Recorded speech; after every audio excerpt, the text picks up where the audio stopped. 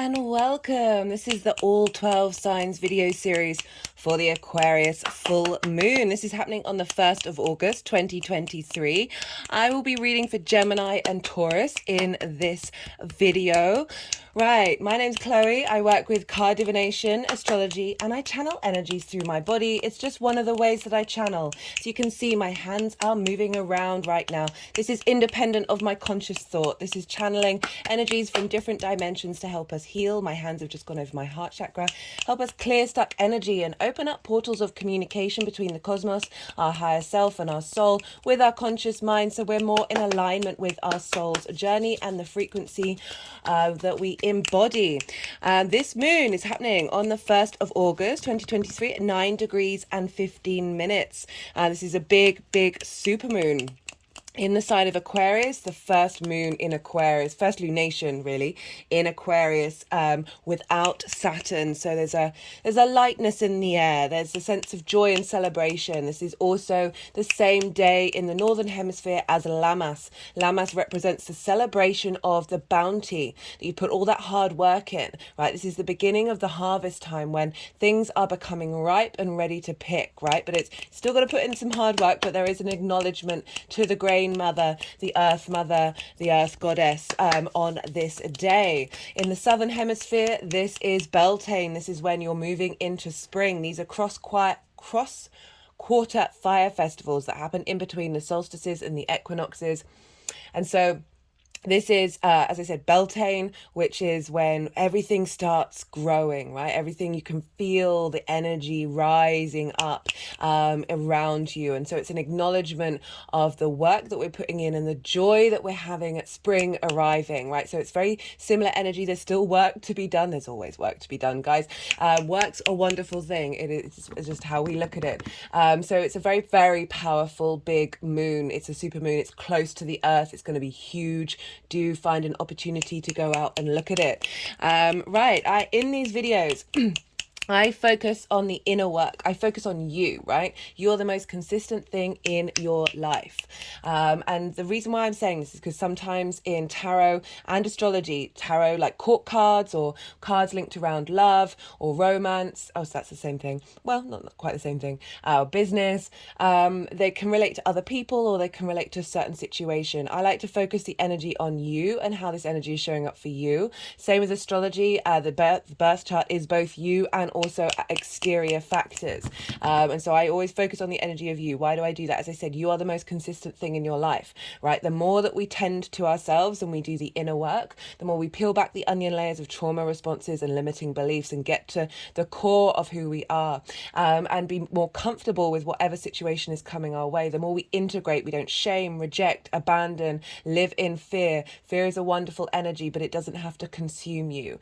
You don't have to attach to it. It can still live in your body, but not necessarily be part of your essence, right? The more that we understand these things, the ebb and the flow of what's going on, the more that we're able to integrate. And that integration energy helps us get in alignment with our soul's frequency. And that's when we draw towards us situations and environments that are suited to where we're at in a given moment. Okay, the good, the bad, and the ugly. The more that we are sure of who we are and the more mindful we are, the more that we're able to weather any storm, right? So difficult things can show up, but if you're more centered, more integrated, it's just not going to have the same resonance. It's not going to have the same impact. And so, yeah, I focus on this because the world is crazy, right? So much going on in the world. There's just so much unintegrated trauma out there. And the more that we do this on a personal level, the more it's available to the collective, right? So you're not only helping yourself, you're helping those around you. If you did want a more personal reading linked into romance, linked into work, or a natal chart, do check out the description box where my email address is. Send me a line and I'll get back to you. I like to tailor to the client, so we'll have a chat and see what works. But yeah, the inner work is the priority. You are the priority in these readings. I work with the whole house system. This means that each sign falls in the whole of a house. So I really recommend, if you do know your time of birth and you know your natal chart, to look to the sign that falls in the first house. This is your rising sign. This is where your ascendant is. And the astrology will link into that sign being a rising sign. It doesn't invalidate you looking at any other sign. We have all 12 in our natal chart. Looking listening to your sun or your moon or your Saturn for this lunation, whatever it is you want to look at, look to wherever that sign falls in your chart, the house that it's in and the themes of that house. Apply those themes to the messages that come through. It's as if that sign has now moved to the first house, but with the themes it holds in your natal chart. So it adds on a more layered understanding of how this energy is affecting every area of your chart. Right, what else did I want to say? I've done a collective reading. It was one of my shortest, for me anyway. I've yet to manage short form content, maybe one day. But do go check that reading out, because I break down the astrology. There was a really clear message with the tarot coming through, like a lot of support coming in, a lot of downloads coming in from the galactics, right? From that higher energy, that higher perspective of Aquarius. It's a collective air sign. It's linked into universal truths as close as we can get to them. And we've got a square with Jupiter, which is adding expansion and wisdom, along with everything that we are completing around this full moon. Is that everything that I wanted to say? I think it is. Okay, guys, thank you so much for being here. I really appreciate your time and your energy. I know how precious that is, and it's an honor and a privilege to read for you. Be good to yourselves, be good to those around you, and most importantly, be well until we meet again. Gemini rising. How you doing, Gemini? For those of you just tapping into the Gemini energy, look to where it falls in your chart, the house that it's in, the themes of that house, and apply those themes to the messages that come through. It's as if that Gemini energy with those themes has now moved to the first house. Regardless of whether Gemini is your rising sign in the first house or not, this moon, where the moon and the sun are providing very supportive, easy, free-flowing energy. We have a trine with the Aquarius moon. You are both air signs. You are both yang day in nature, but you have different modalities. So Aquarius is fixed, Gemini is mutable. This is an easy transfer of information. You're just in your flow. There isn't many hurdles to jump over. It's an aspect of Jupiter. Jupiter wants to provide elevation, wisdom, a sense of cohesion, a sense of knowing. And with this wisdom, this inner wisdom, we then become more confident in the way that we move through the world, because we're not having to question and second guessing everything. And with that wisdom and confidence comes the opportunities, comes the expansion, the generosity, the luck, the abundance of Jupiter. So you've got that with the moon to your Gemini energy, regardless of whether it's your rising sign or not. And you have the sun over in Leo, which is a fellow yang day sign. Fire and air aren't bound by gravity. It's more the extroverted energy. It's the going out in the world. It's the doing. It's the stimulation. Very fast moving. As I said, stimulation is very much the name of the game with fire and air. And so you both have a very, like, the root of how you communicate. That yang day side or the yin night side. These are the real foundational aspects, like the foundation commonality of that. That is your nature. That is how you express yourself. So wherever this Gemini energy is, particularly with Gemini rising, this energy of the yang day energy is very familiar to you, right? That moving around, that stimulation, that ability to jump from here, there, and everywhere very quickly. And so the sun being in Leo, that's fixed fire. So you've got different elements in common and different modalities. And so this means that this is brainstorming. This is an aspect of Venus. So you've got a root in common, but you're able to understand each other's different perspectives with a lot more ease and a lot more grace. This is a Venus aspect, a sextile. She wants to bring about harmony. She wants to bring about love and appreciation of value, of connection, but most importantly with this one, creativity.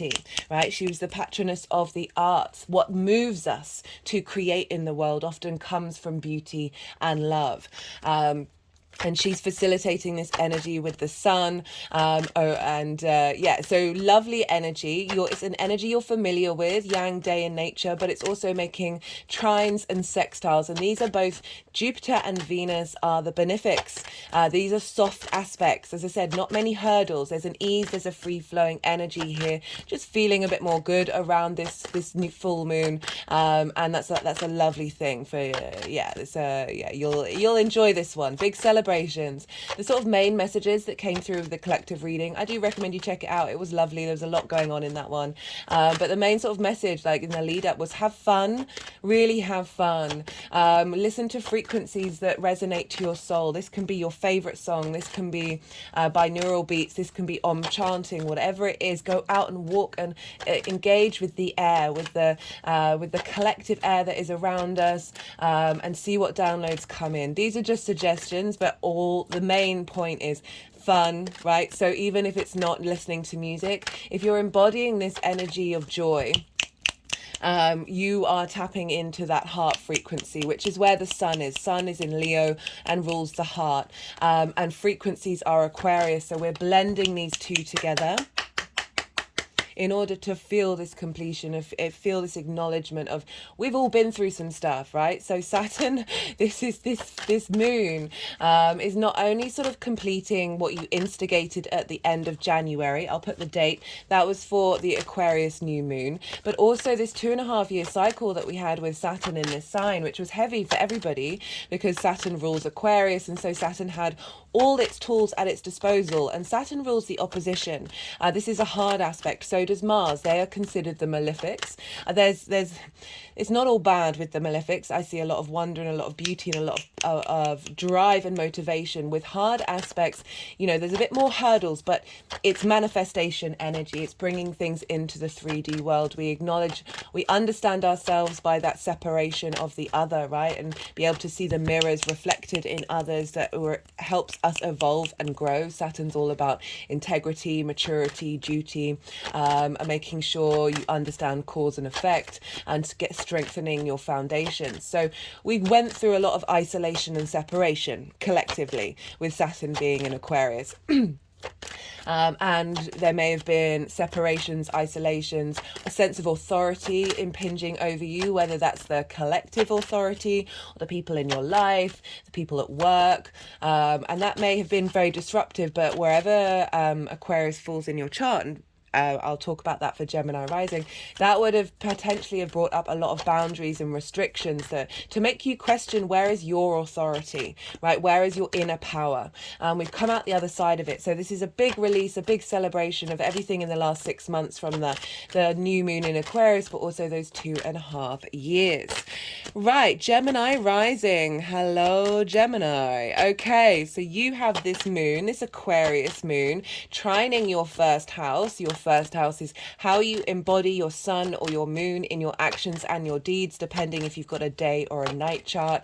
This is your body, your vitality, your appearance, your character, as well as how other people see you. This is the house of self. This is your house, Gemini.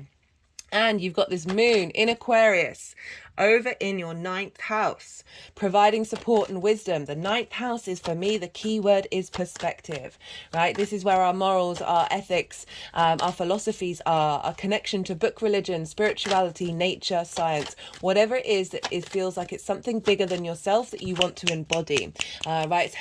Who are we? Why are we? Why does the universe exist? Who are you in the universe? Who are you in society? It's these big ideas. It's traditionally known as the house of the gods, and so this is our connection to the bigger picture. This is a very spiritual house, however you want to look at it, right? Like being very connected to magic is just science we haven't figured out yet, and half of science they don't really know, but even still acknowledging the wonder and the beauty of mathematics, of gravity, that can be very spiritual, because you're tapping into something that brings you meaning and that you can't necessarily quantify why you feel that way.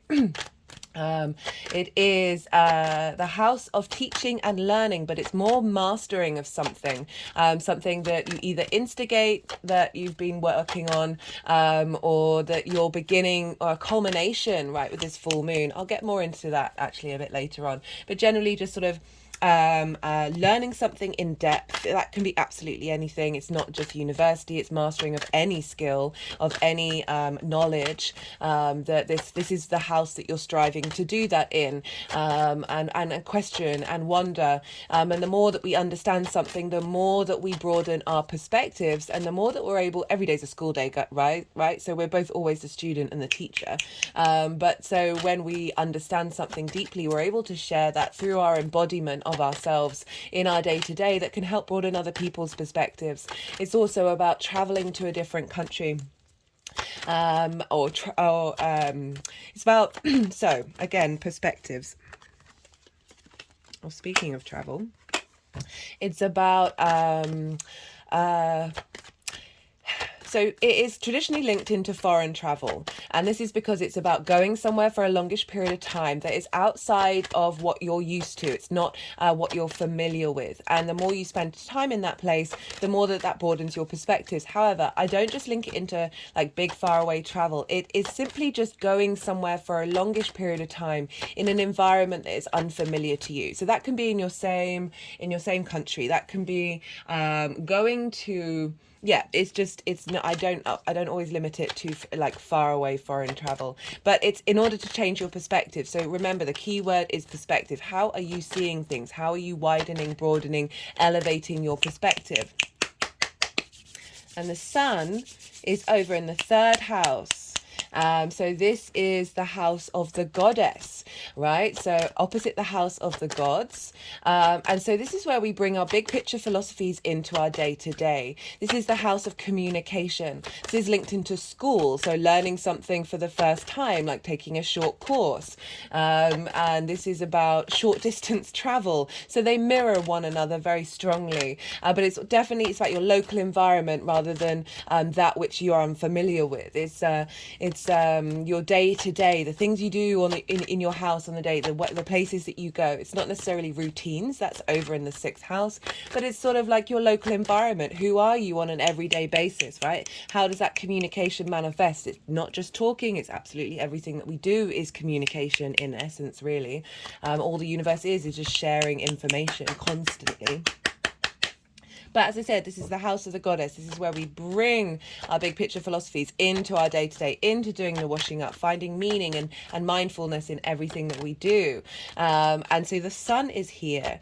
So you've got the moon, your unconscious space, your emotional body, your intuition, your how you nourish yourselves, how you nourish others, in your ninth house of like, this is, so full moons, you have the whole light of the sun shining on the whole of the moon, right? So our unconscious space is very loud at this time.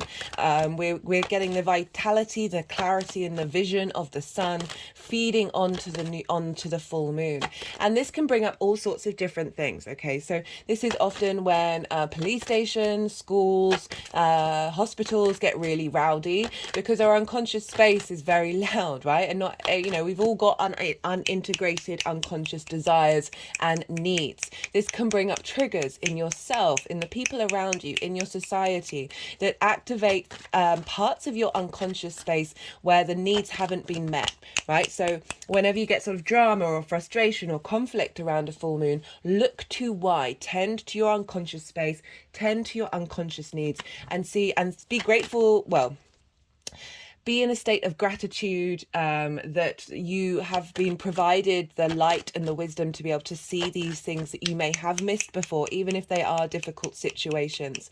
And so often they can be catalysts to send you on a different path that is more in alignment with your soul.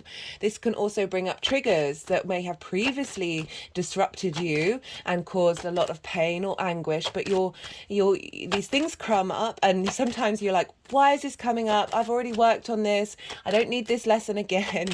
And that lesson will pop up in order for you to walk through it, and your emotional and physical bodies don't respond in the way that they used to. And it's giving peace and calm and allowing your body and in your emotional state to realize that you have integrated that. Then sometimes we can do it very intellectually, but we need those situations to come up to help have a holistic integration.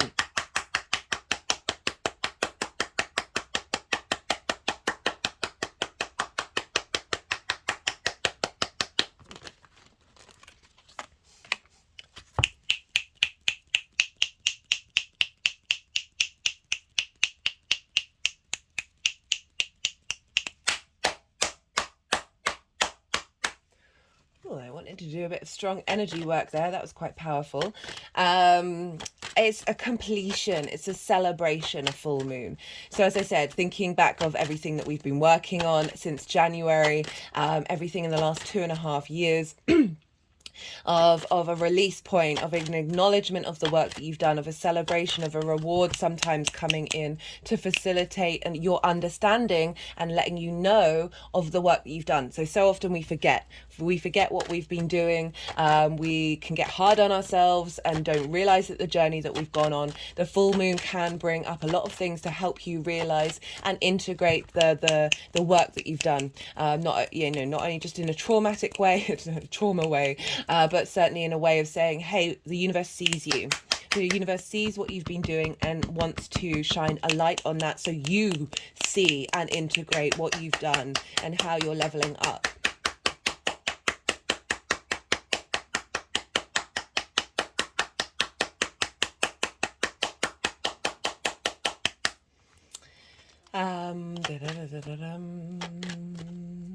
Yeah, so downloads, guys, especially in Aquarius, right? But operating from a heart space where that sun is ruled by Leo, which rules the heart. Deep healing. Leo also rules the spine, Kundalini energy. So we've got a real deep connection between this sort of universal truths that we've been working on and how they operate in the heart space. So the moon, full moon in the 9th house, what might show up there? A deeper understanding of your perspectives in the world, of how you see yourself in the world, a revelation, an expansion of your perspectives, a completion of perspectives that may have blocked you, and a release and an understanding that those perspectives no longer serve you anymore. They got you to where you are, and it's not part of your current frequency. An intense connection to spirituality, to the creator energy, however that shows up for you.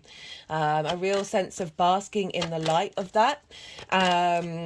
A completion, as I said, of something, learning. Maybe you've been starting a longer project, and now it can either be part of that project is completed and you're celebrating it, or there is the whole of it's finished, that you're done with that particular cycle of learning and growing and expanding your perspectives, and you'll be moving on to another one because it's constantly in rotation.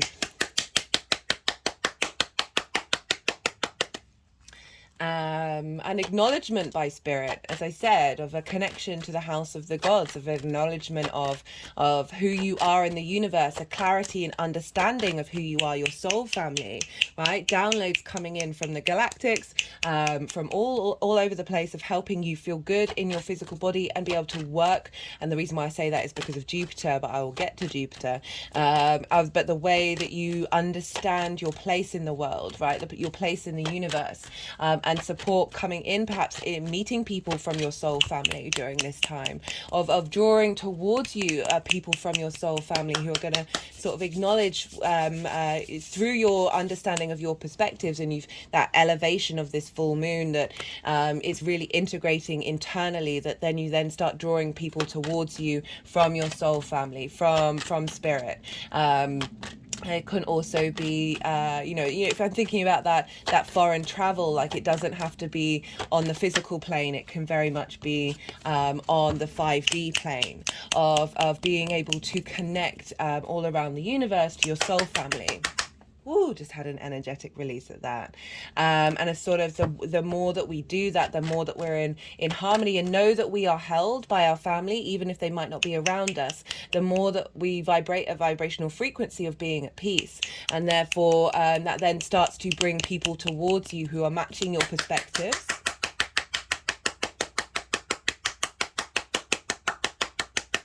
And people who are open to learning and willing and engaging in different perspectives as well. Like, it's not just being in a thought vacuum, right? We want to be able to have conversations and communicate with others who have different perspectives and learn and grow from that, and share and engage with debate, and we really be really open to that, and open to questioning ourselves and engaging in the world around us with our perspectives. And this is all trine your first house. So this is providing wisdom and elevation to your ability to embody that. energy for you, Gemini, is pretty wild.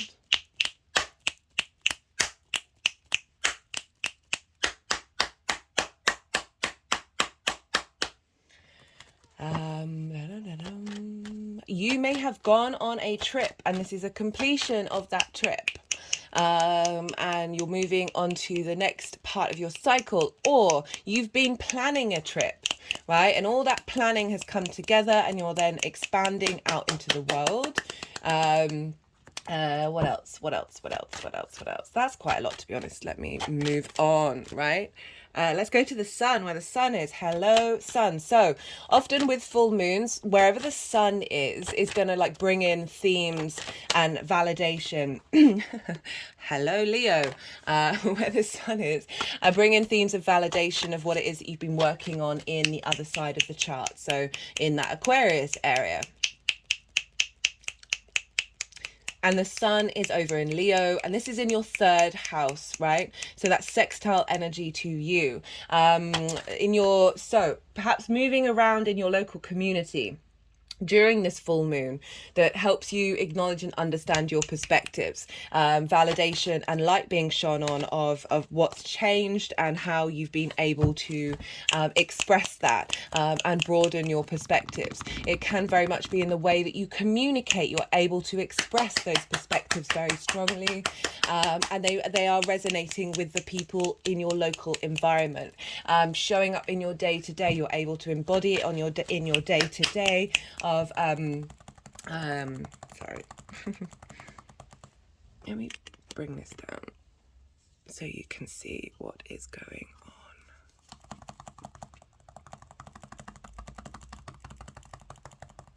So I just got an energy hit, and sometimes they can really wipe my brain. They can pause the channeling when I get off on a roll. What was I saying? Right, so in the way that you communicate, being able to express yourself from that higher dimension, finding the truth and understanding as well. So we're dealing with Leo over in the heart space of things that may have blocked you. The reason why I'm bringing this up is because we've got the 5 of Cups here representing grief, that this is a release of grief, a release of things that have blocked your ability to communicate, right? It's dealing with lack, okay? So feeling like you haven't been able to communicate and express that and for it to be heard. And maybe you've been working on that. This is something that you've been striving for over the last 6 months, 2.5 years, that whole combination, that this is a release point of being able to let go of that heart pain that may have been linked around in the way that you express yourself and not being seen, right?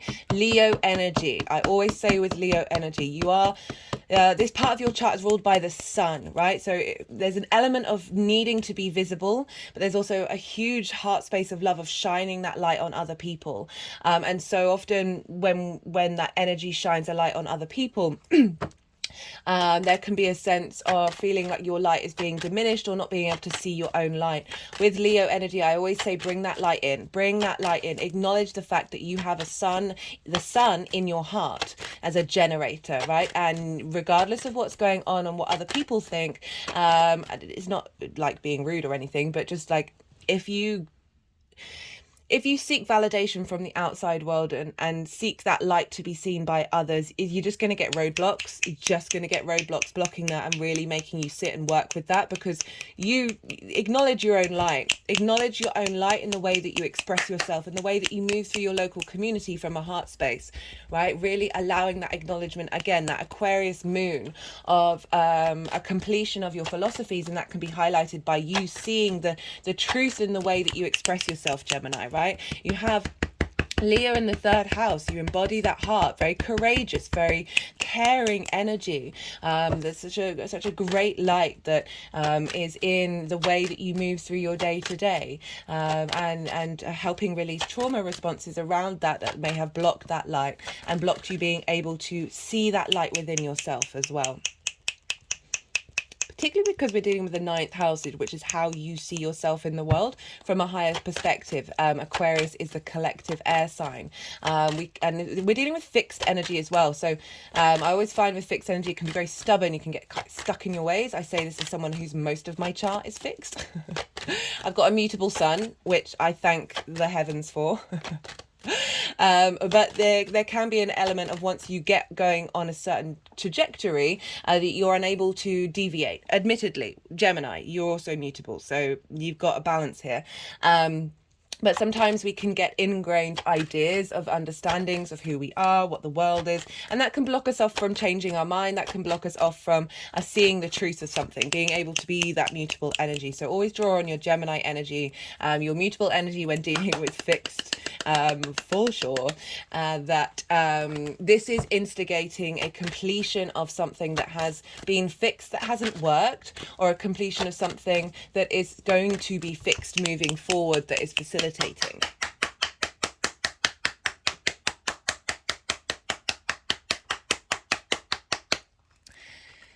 And the sun is sextiling your energy, so you're getting you've got some creative energy around how you communicate. You're being very playful. You're getting a sense of appreciation and value of how you communicate, and then how you embody that.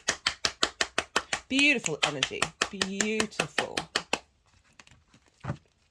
Okay, right, what else is going on? Because we are dealing with an Aquarius moon, we look to Saturn, which is the ruler of Aquarius. And where is Saturn for you, Gemini? Well, regardless of whether it's your rising sign or not, Saturn is in Pisces, squaring your Gemini energy. And so this is an aspect of Mars, bringing about conflict, drama, and frustration, but also high-level manifestation. Because Mars, the flip side of the unintegrated sort of rash side of Mars is, always give Mars a job to do, and always give the squares something to do, because if they don't, they get a little bit testy.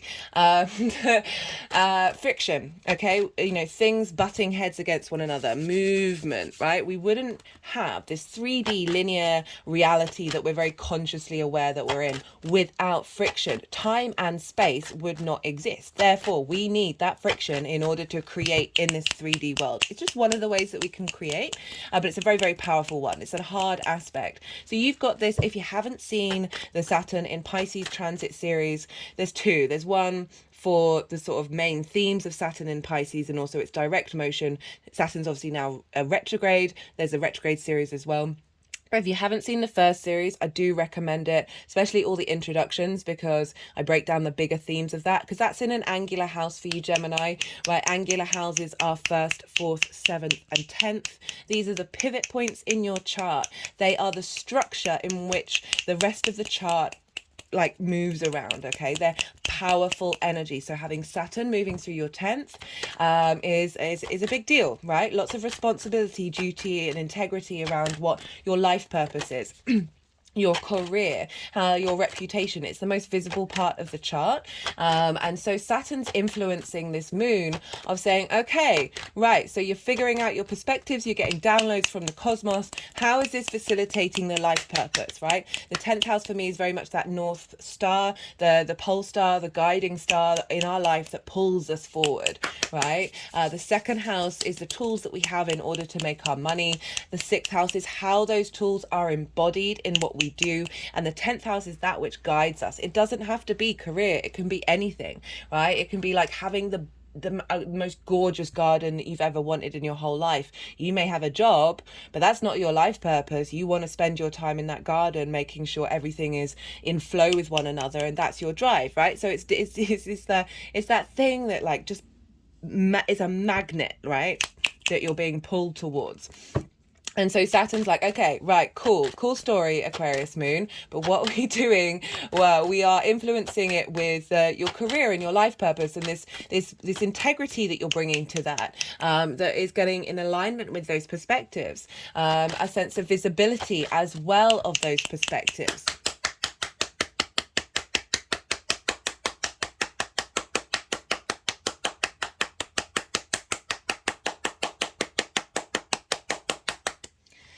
And Saturn, that reminds me, do check out where your Saturn is in your natal chart.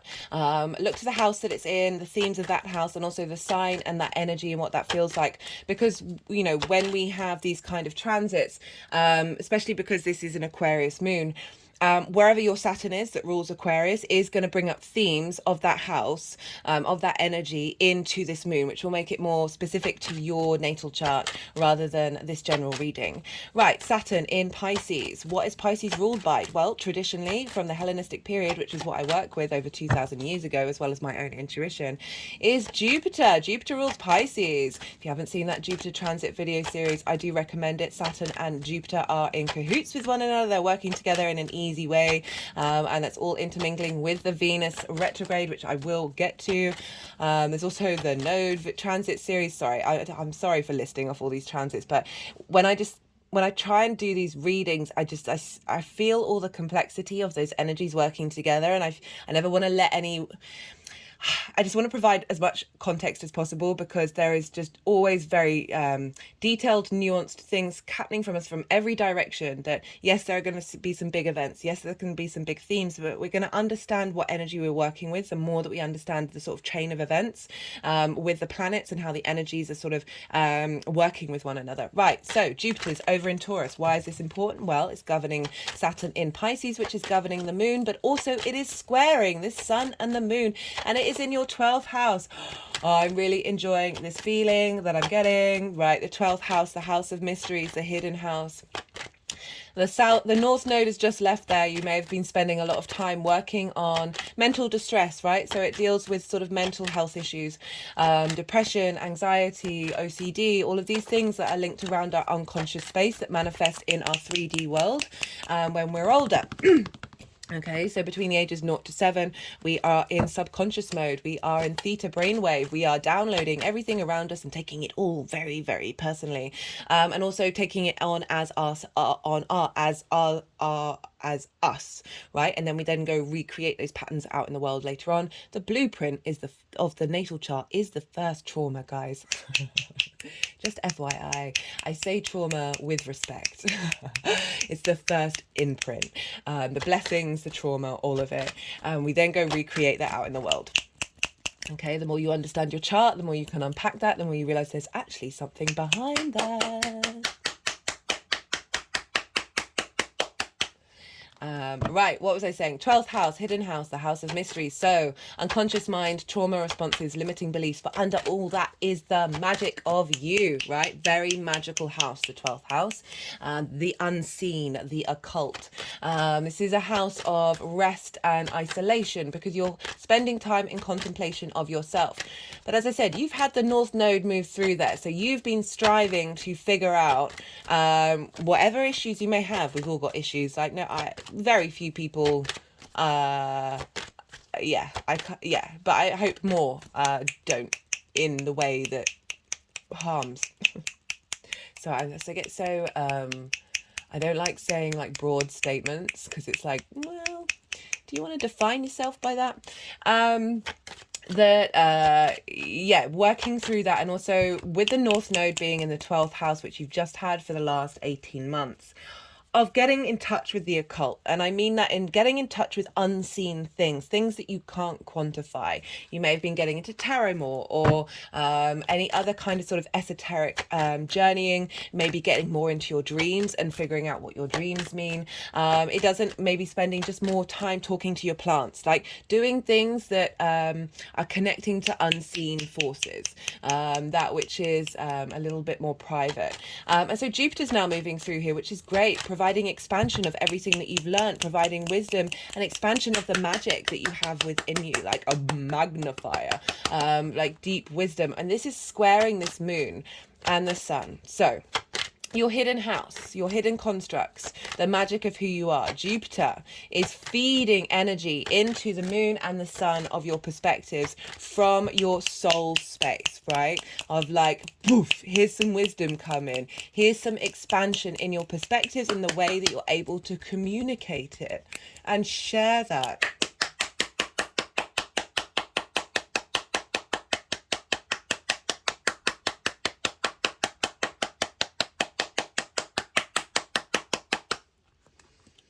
Jupiter expands things, expanding this deep understanding of your perspectives, expands the clarity and vision that you have around that you communicate and what it is that you want to express to your local community.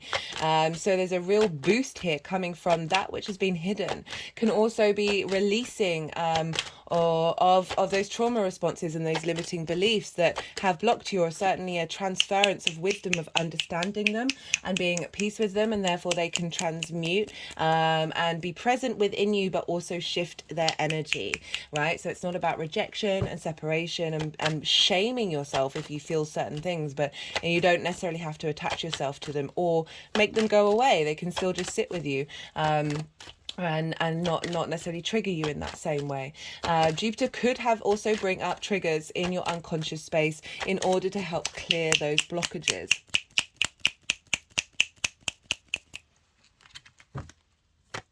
What else did I want to say? Oh, right. Who rules Taurus? Venus does. So Jupiter is governing Saturn, who's governing the moon, and Venus is governing Jupiter. So Venus is over in Leo. She's retrograde. If you haven't checked out the Venus retrograde series, I thoroughly recommend it, simply because she retrogrades the least out of all of the planets, and when she does, she just sweeps on in there. She really has such an impact.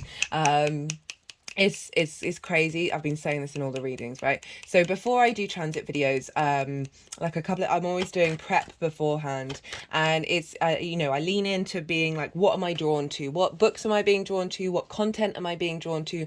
What people am I being drawn to? What situations are showing up in my life to get the downloads, to get the messages? I've got Aries in the 9th. I have to embody my philosophies on a very personal level, and usually people will come into my life who are linked into that transit I've not spoken to for ages or whatever.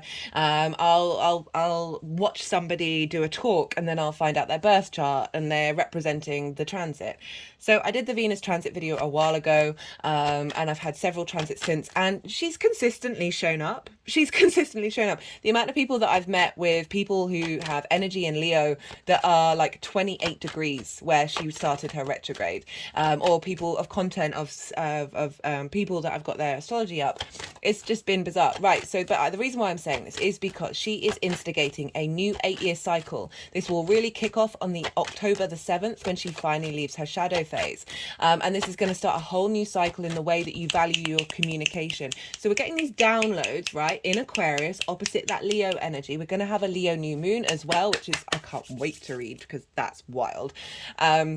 But we're getting these downloads to integrate in that Venus is facilitating, of making sure that you are in harmony with yourself and you value yourself. And we've got this higher perspective download coming in, facilitating this retrograde.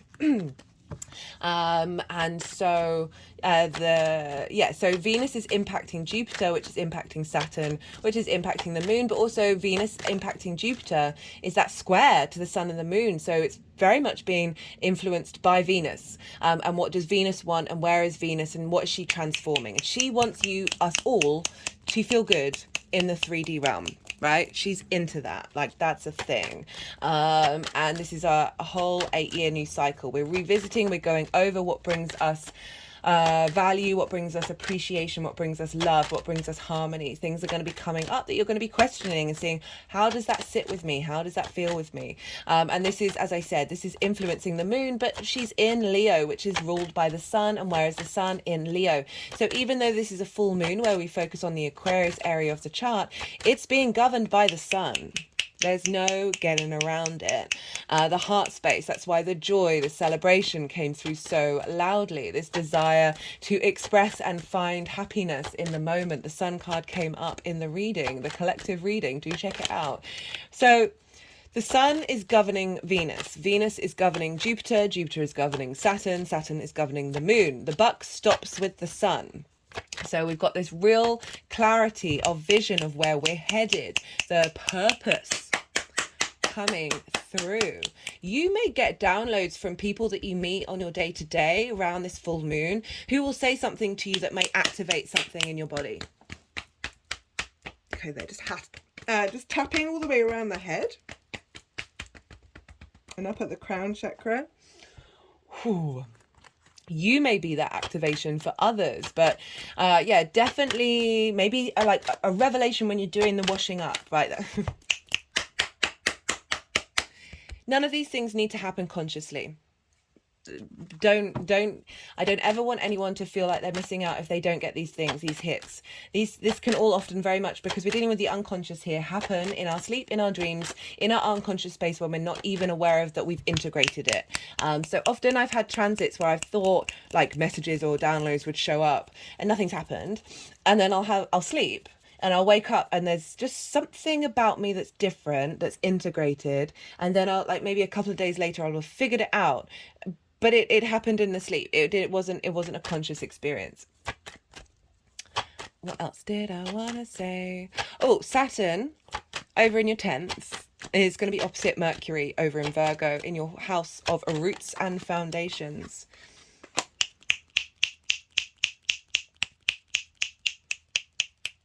There's also way more astrology about this moon than what I'm saying in this video. Just, you know, just to like, go watch the collective one.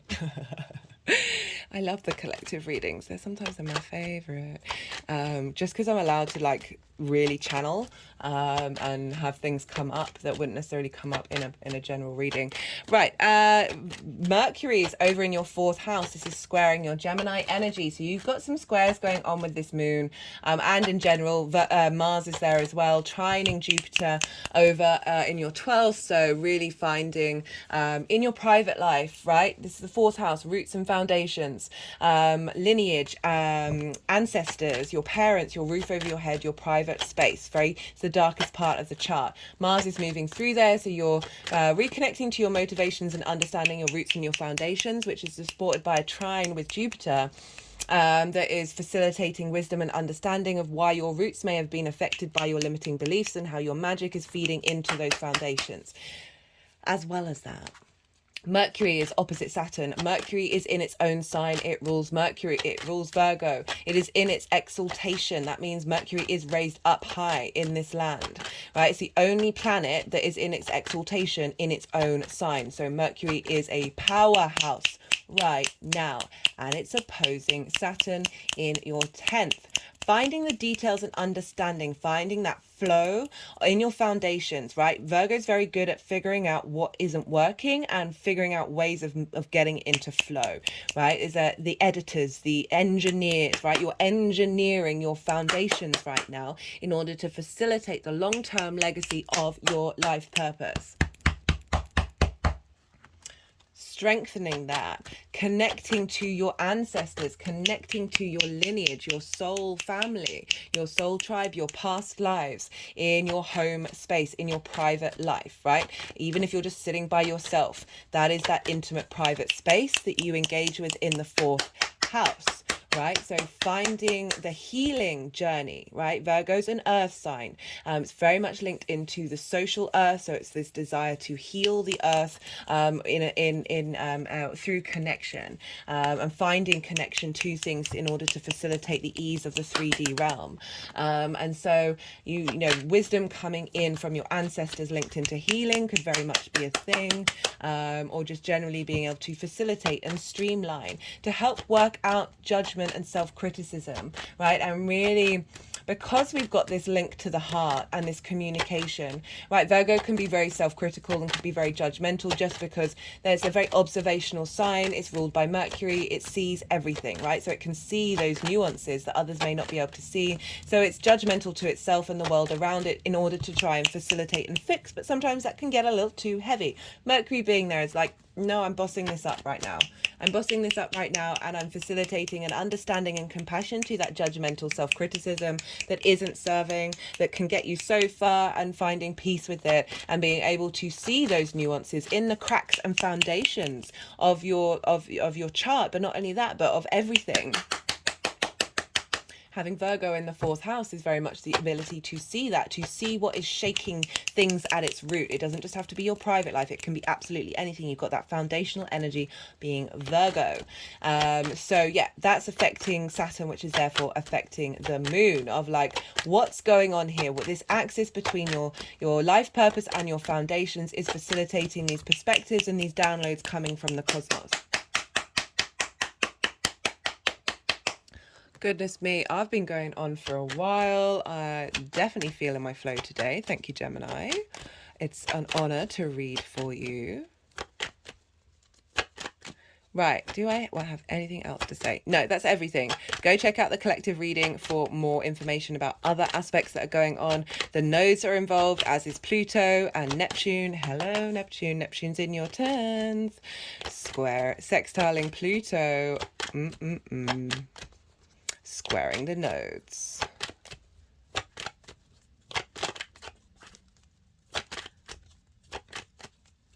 Okay, I'm going to go quiet because they're still shuffling.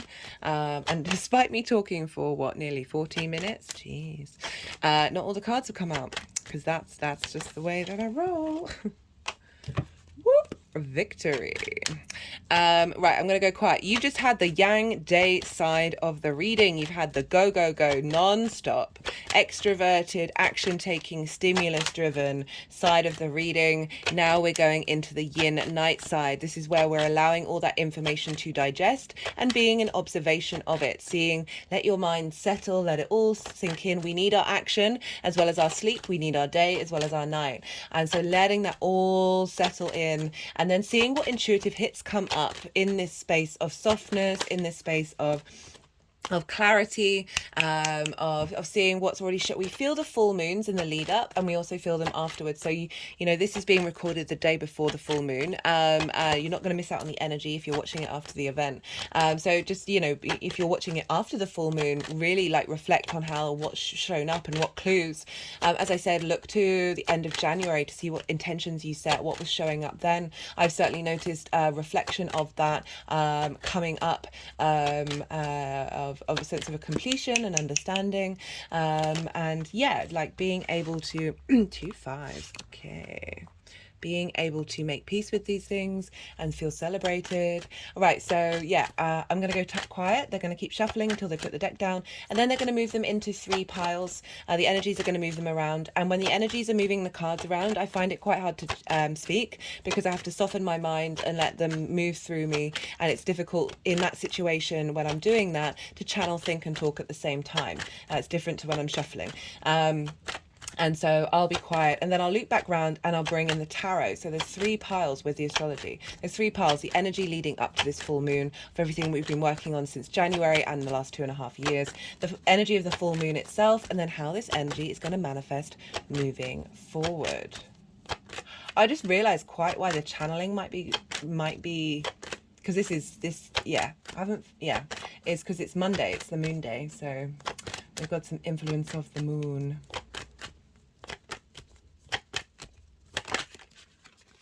3 5s.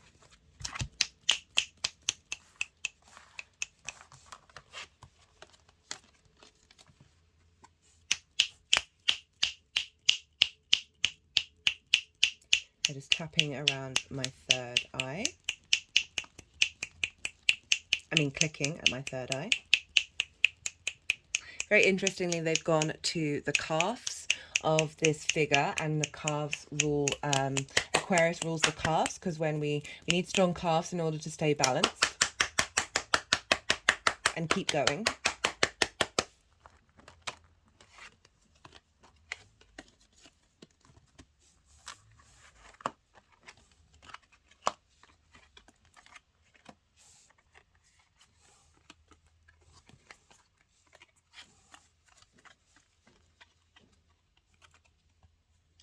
Okay, they've just put that image of, it could be anything. I'll show it to you in a second. It's sort of, it looks a little bit like a ghost. It's an acknowledgement of the unseen, ancestors, past lives, future lives, support from that which is unseen.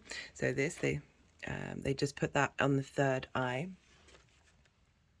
And interestingly, there's a red glow around it, which I'm linking to the 4th house of your root chakra, your foundations, finding stability and safety, and with the downloads that come through of, like, I said, like connecting to your soul family, and through that, you feel you can move through the world with more safety, regardless of what's going on.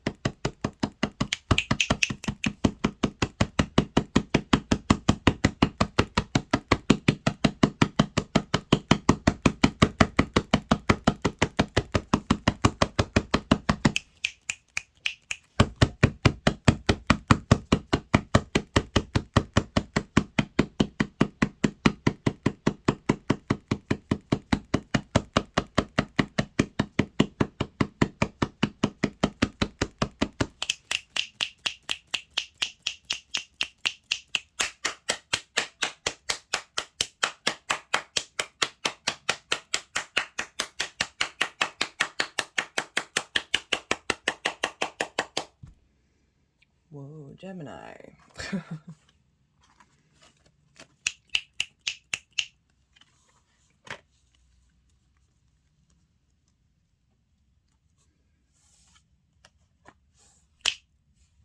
Okay, so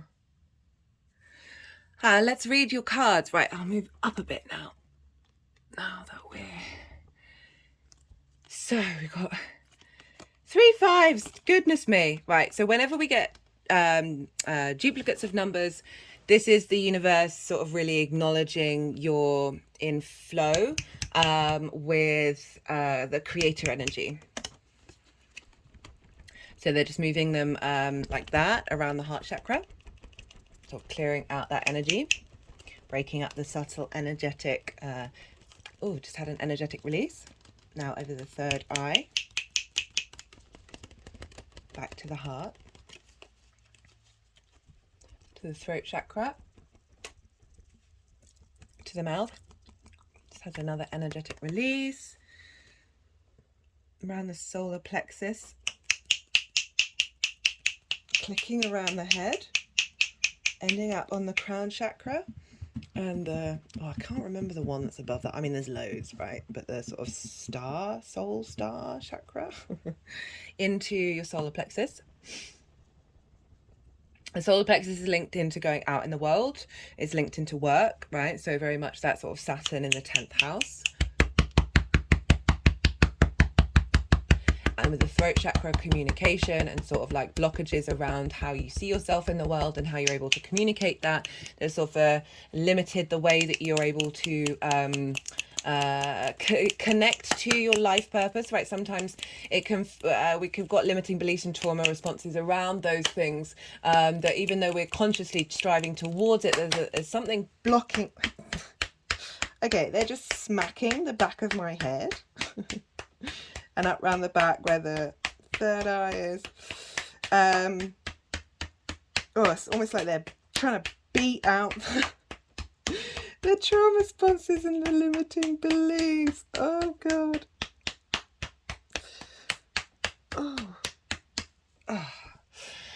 Sorry about that, Gemini. What was I saying? Yeah, sometimes even though we're consciously striving for this, there are going to be energy of lack that can block us on our unconscious space.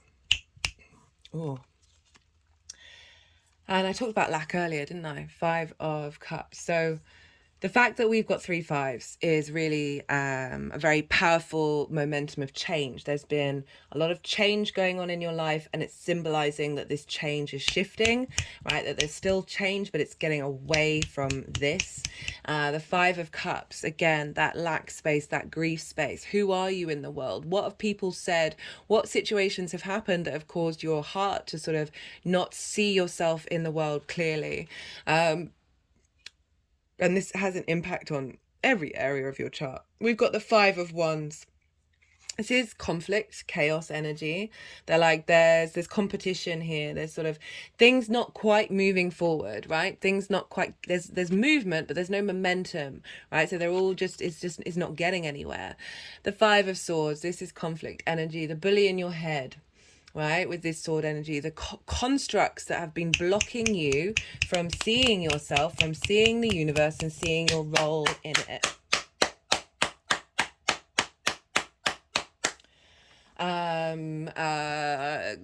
This is the bully in the room, right? This can be in your head. This can be the outside world. This can be, it just feels like there's a lot of conflict with your ability to move through the world, and just situations coming up that you've spent time and working on it. This is before the full moon. So this is the Saturn in Aquarius transit. Okay, so that was kind of tough for everybody. It's also what you've been working on since the new moon in Aquarius at the beginning of the year, of like, you don't want this anymore. You don't want this anymore because we've got the Strength card and the 8 of Pentacles. So the Strength card is the Leo card. And this is acknowledging you have spent time dedicating yourself to love and kindness rather than conflict, right? So this is our animal instinctive space with our higher conscious mind. And when I say higher, I am not prioritizing one over the other. It's just an easy way to describe it. We are both of these things. We hold this within us, and if we reject them, if we separate ourselves from and like banish our ego, banish our instincts, banish that wild animal side of us, then that animal starts to roar and get angry. Okay. This is about through life, the way that you tackle things is through love and kindness, through softness, through acknowledgement, through equality. Okay, so these two figures are equal. And she has the infinity symbol above her head. The only one who has that is the magician. So this is acknowledging that to walk through life is the infinite principle of that is love and kindness, is love and empathy. You know, empathy is being able to walk a mile in somebody else's shoes, you know, rather than the element of pity. So strength is also the dedication. It's not necessarily a go active card, but it's certainly acknowledging you've been bringing in the energy of wanting to harmonize, wanting to bring love back in to your life rather than this conflict. But being mindful of all these situations of why this is shown up, of being there's an element of just allowing space for them and being part of who you are, but still holding space for love, right? There's a mountain in the background implying like a higher perspective, but this isn't necessarily go. This is just dedication, taking your time to do it. Another word for this card in the Thoth deck is lust, right? And it means lust for life, and it's acknowledgement of until we're in balance, until we're in harmony, until we're in this flow state, right? This infinite state, that we can't. We can appreciate life, but we can't appreciate life to its fullest. That there's a need to control. This isn't about her controlling the lion. This is about making peace with the lion through love in order to bloom and blossom. We've got the Eight of Pentacles.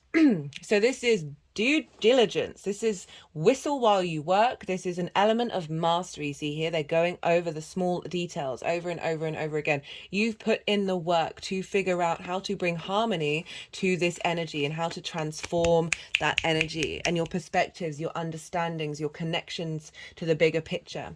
And the eight is about, you know, enjoying the work that you're doing, enjoying the process.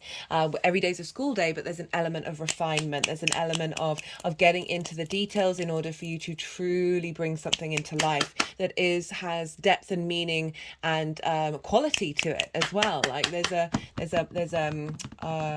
what's the word? Very artisanal, right? So a piece that is clearly a craftsmanship. It's not slapdash, it's dedicated.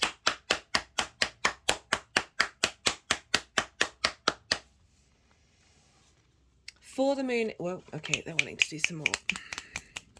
For the moon itself, we've got the Seven of Cups in reverse and the Six of Swords and the King of Wands.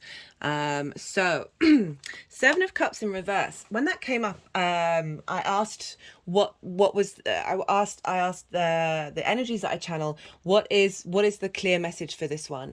And from the words that came into my head was something is becoming solid, right? So the Seven of Cups, it can get a bad rep. It can be like fantasy world, not being able to make a decision, and like being too much in a dream state, right? I love it. It's an acknowledgement, all the vast tapestry of the human experience and the ability to hope and dream and fantasize and engage with that in a very creative, imaginative way. I think it's a wonderful card. But in reverse, it was I was like, okay, what's the key word for this one? And they said something is being made solid. This has shown up a fair amount in the readings, and especially for the moon, of all the different downloads from all the different spaces, from all the different areas of past lives, galactic energy, whatever it is that you want to, however you want to connect to it. That in reverse, it's saying these are being made solid. There's what you've been working on, what you've been shifting. This dream you have of moving away from that is being made solid. It is internalizing within you, right? Your perspectives are internalizing, and it's come with the Six of Swords, which I love. This is a very protective energy, and so this is an element of acknowledging the choppy waters, all that three fives.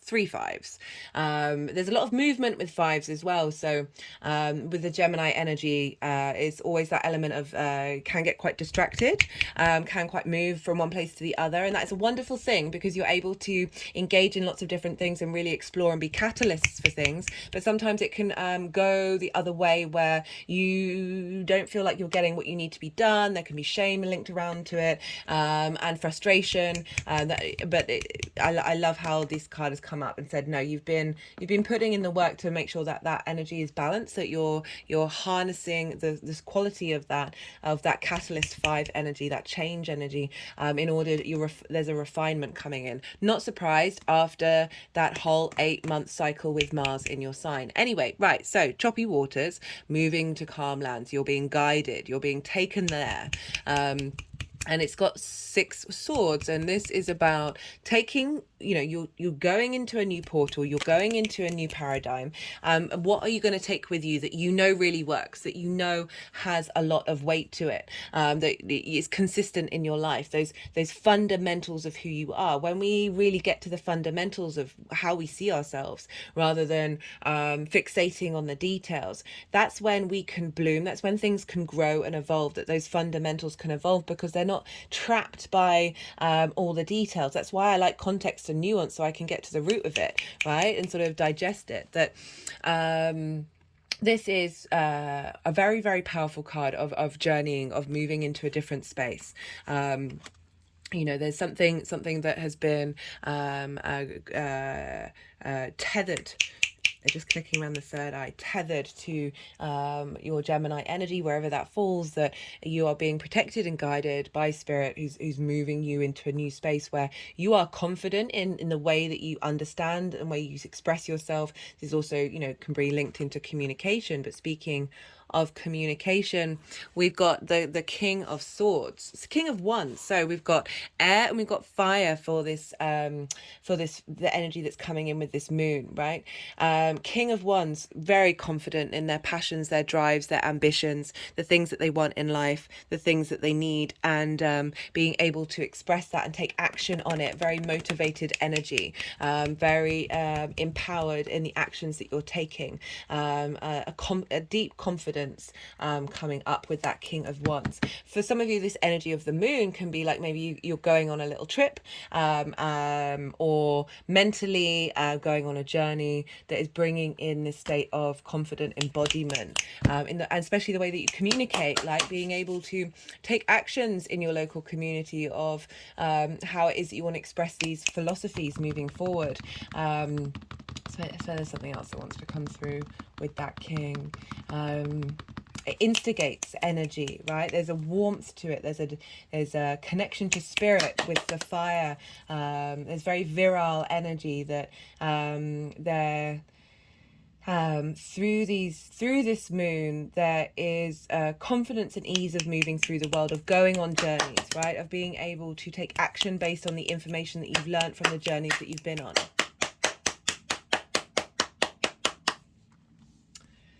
For the energy of this manifesting moving forward, we've got a great spread here. We've got the Hanged Man in reverse, we've got the Ace of Wands and the 6 of Wands.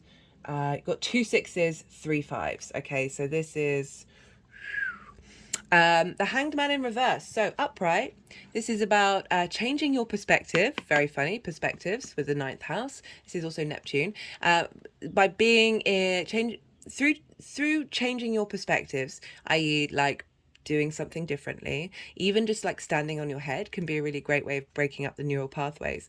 That you're in receipt of divine wisdom. You look here, this figure has a halo around them. This is acknowledgement of that by changing our perspective, we bring in the divine, because we're breaking up the linear space, right? Where we're working with different agencies, which brings in creativity and evolution, right? But there's a sense of limbo here, that you've gone through limbo, you've put in that hard work, that slowness, that dedication, that now with this moon, the Hanged Man is in the reverse, which means being able to communicate that wisdom, those perspectives that you've gained from the downloads, the upgrade, and being able to, or a confirmation of everything that's already been within you always.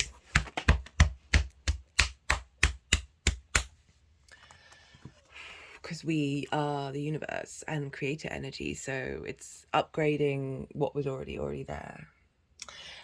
That you're now taking action with it. It's now going out in the world. It's now being shared. It's being, there's movement, there's flow, right? There's no longer that pause, that limbo energy of the Hanged Man. That wisdom, that innate wisdom is embodied in you in the way that you express yourself and communicate. We've got the Ace of Wands with the Six of Wands. So this is with this new cycle.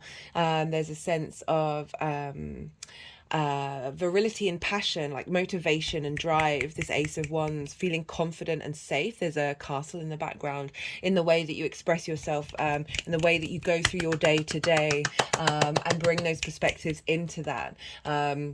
A real sense of confidence and renewal in the way that you communicate, right? So because you've got Leo, which is a fire sign, in your house of communication. And we've got the Victory card. This is being acknowledged by the crowds, being acknowledged for the work that you've put in, you've got the actions that you've taken, and you're now being celebrated, right? There's a real sense of communion, not only with you're doing what you need to do for you, but the community is now celebrating that. There's a real sense of recognition and acknowledgement with the Six of Wands. And it can also be a recognition within yourself of where you've come from and what you've been doing and how important that is to you and how you now see yourself in the world. Like you see yourself participating and being of value to the community. Right, okay, this has gone on forever. Let's pull some clarification cards. Let's see what wants to come through for... Shut up. Shut up! We've now got 4, 5, so a completion.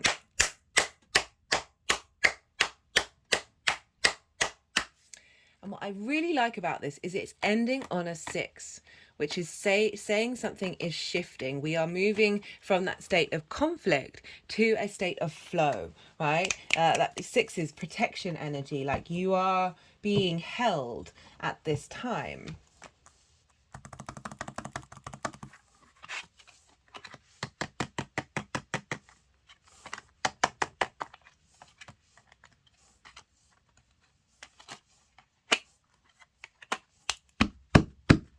Being able to make your fantasies solid.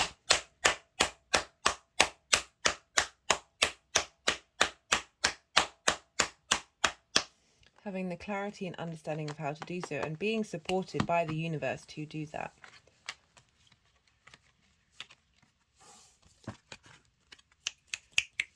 For some of you, that 7 of Cups can be... It can be linked into addiction. It can be linked into distraction. Like everything in moderation, including moderation. Like big fan of all the things, but like when we go to excess of something, when we live in that dreamlike state, we're here in this 3D experience, right? We're here to create. The traditional ways of looking at that card is like not being able to take action on the fantasies, the ideas that you have, your perspectives, not being able to put them into force. The King of Wands is about instigating that energy and starting the ability to bring those passions, bring those that fiery energy into manifestation, right?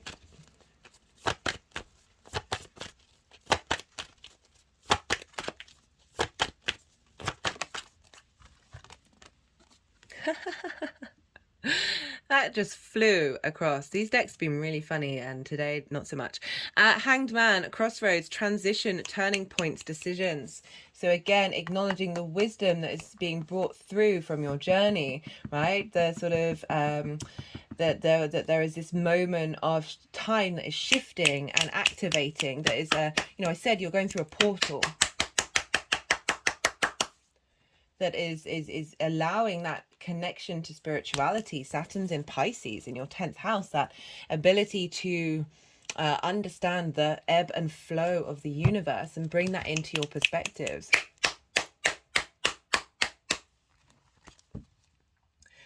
I'm going to pull one more card.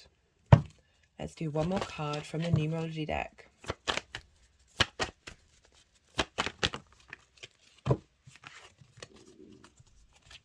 Got forgiveness.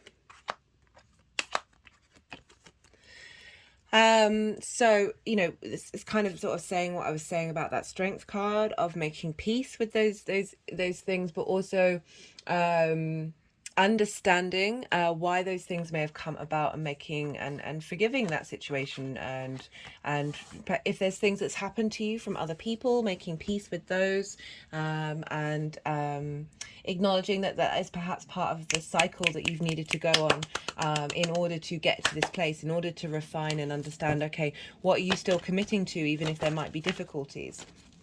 Where is your heart at? Where are you finding balance? Right, I want to do one more, just because they keep putting those at the end.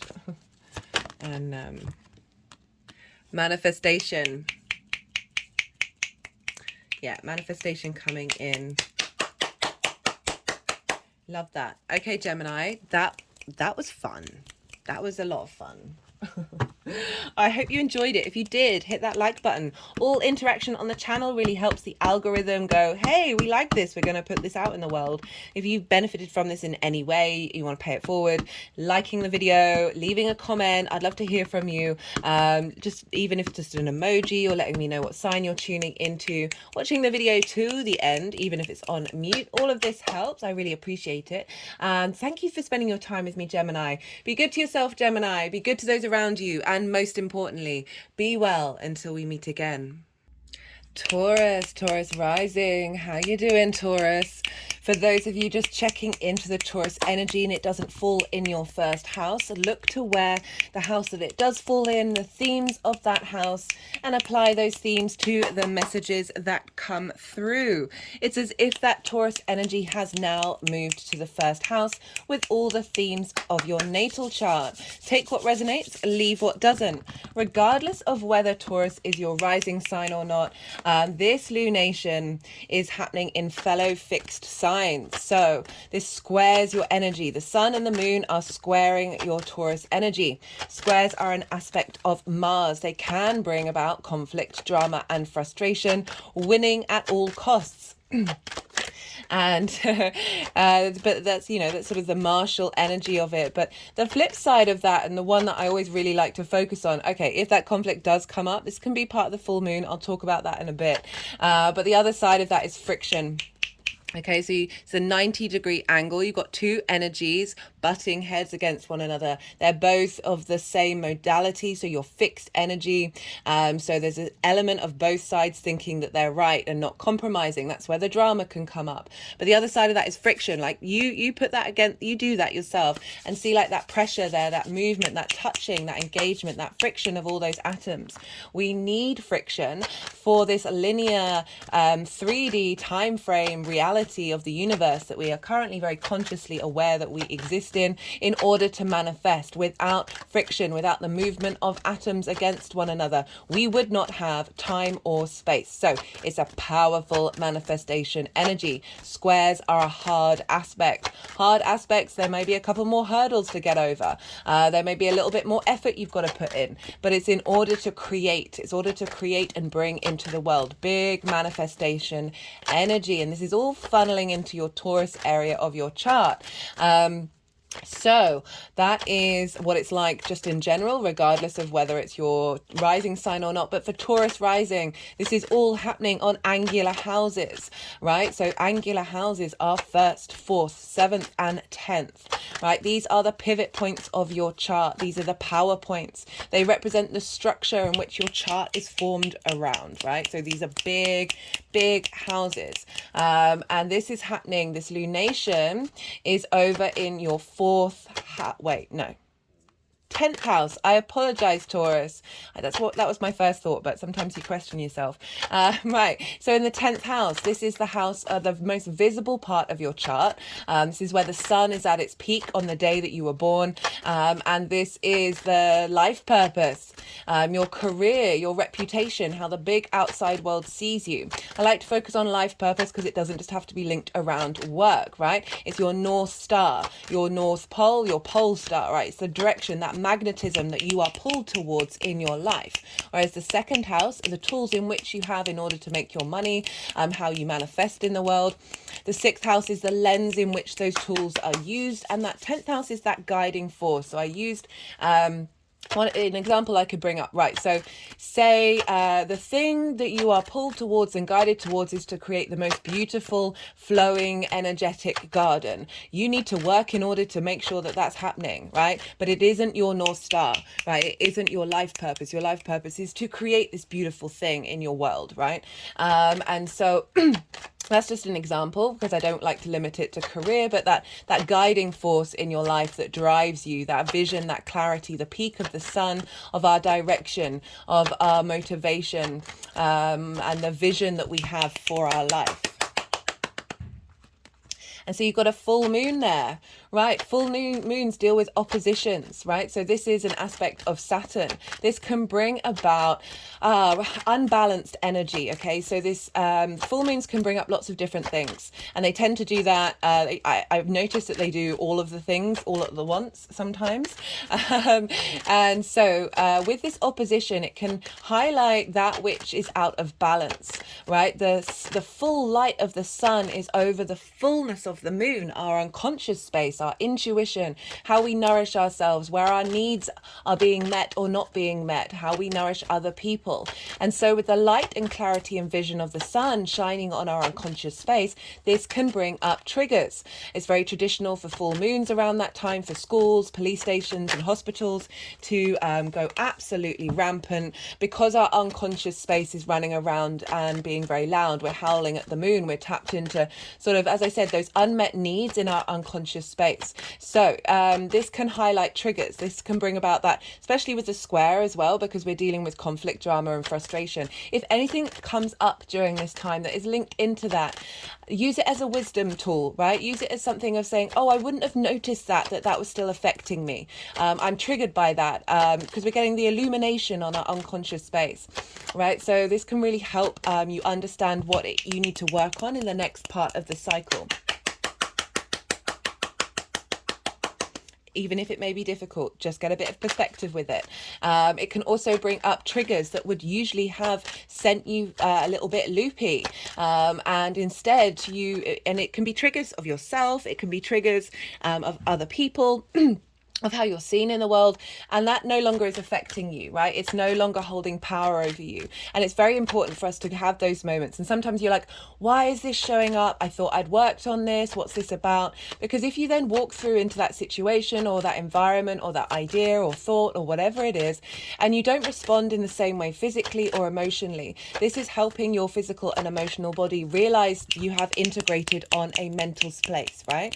So sometimes we can be very intellectual about our trauma and our triggers, and these situations really help in a holistic way bring healing and integration into every part of your physical form, your emotional body and your spirit. And so these are wonderful moments to really go, okay, no, that's no longer bothering me, because then you release that energy and you're no longer seeking, your soul is no longer seeking that particular lesson to learn, right? So there's a sense of completion.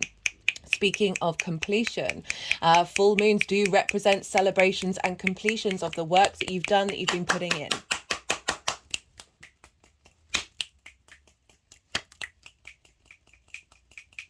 So my arms are doing something that they don't normally do. They've gone out either side of me, like really far away. It's kind of representing the fact that, you know, we've got this opposition with the sun and the moon, and that's squaring your Taurus energy. So it's representing what's called a T-square, where you are the focal point, right?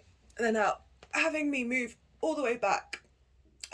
So acknowledging that T-square, of the power of that, like that was quite, that was very powerful, of things being in balance and things bringing into manifestation.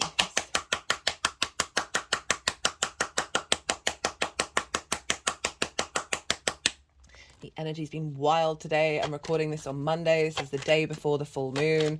So it's the moon's day. So the moon is going, right, I'm showing you the clarity and the downloads that we're getting.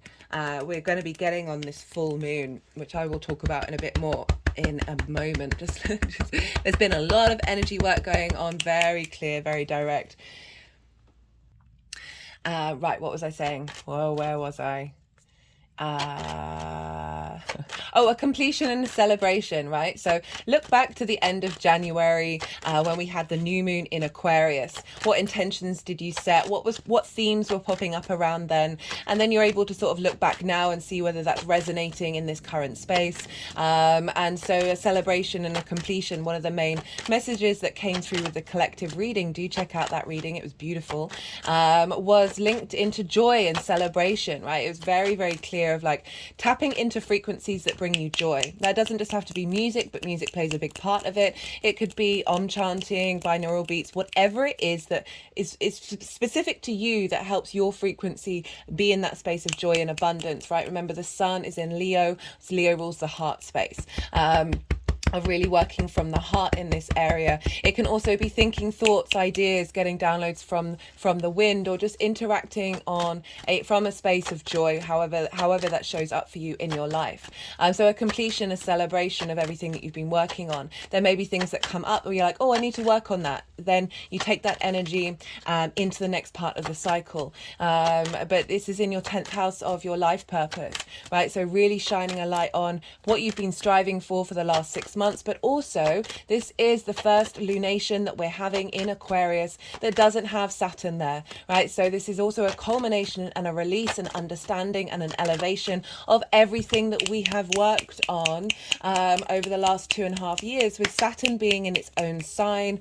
And we all faced collectively and individually a lot during that, especially as that was on an angular house for you, Taurus rising, or just in general squaring your Taurus energy. When we've got squares, it can bring up conflict and frustration, right? So we're acknowledging that cycle is closed now, right? We're acknowledging what we've learned. The wisdom that we learn after Saturn transits is phenomenal, helping strengthen our foundation. So you may have had limitations around where you're headed and what you're doing and what brings you joy. What that North Star may have been out of reach. May have felt like there's been restrictions and blockages around that. And now we've got this full moon culminating a release of those blockages. And just tapping over the third eye and to the temples. And back to the third eye again. And so I just got a little thing, because 3 is the magic number, right? The feminine, masculine, and spirit. So that acknowledgement of the light and the dark, and that which holds all of it. That they've been doing a lot of work with the third eye and the temples in these readings, in general transit readings. That when I first started channeling and connecting to that energy of 3, there was a call to acknowledge the 3 parts of it, right? So I'm just feeling with this, the temple side of it is those 3 different third eyes that intermingle those energies. We have the masculine and feminine and spirit within all of us. It's not gender specific. A real opening and clarity of blockages that may have been around your inner vision of how to connect to your North Star. So a real release of that, the dedication and the duty that you've put in, and now there's a celebration and a light and a lightness of that completion of what it is that you've been working on, right? So with being in the 10th house, this might be getting recognition of the work that you've done. It can also the 10th house can also represent bosses, so it might be that whether you're self-employed or employed, like employed, it would be like the 3D bosses, but self-employed is spirit, right? But also spirit for everybody, like of acknowledgement of the work that you've been doing and where you've been striving for, and bringing higher truths into your because Aquarius is the collective air sign. It is linked into universal truths of this sense of utopia, of being able to bring those downloads in, right? We're getting a lot of downloads during this full moon. It's a super moon, so it's really close to the earth, but it's Aquarius, right? So it's that collective universal galactic energy feeding into our earth energy, as well as releasing traumas around that earth energy that have been blocking us from being able to intermingle the 5D with the 3D. So you're getting, and with the downloads and the upgrades, it's just activating that which you've already had within you, right? It's an acknowledgement of your connection to the creator energy, or however you want to look at it, the bigger picture of things. And so this is at the pivot point. There's a lot of light being shone on an integration of your soul's purpose, your life purpose, with this full moon. But as I said, like, so recognition from bosses, a sense of completion. Maybe you've had a project that you've been working on, and there's results coming in with this full moon.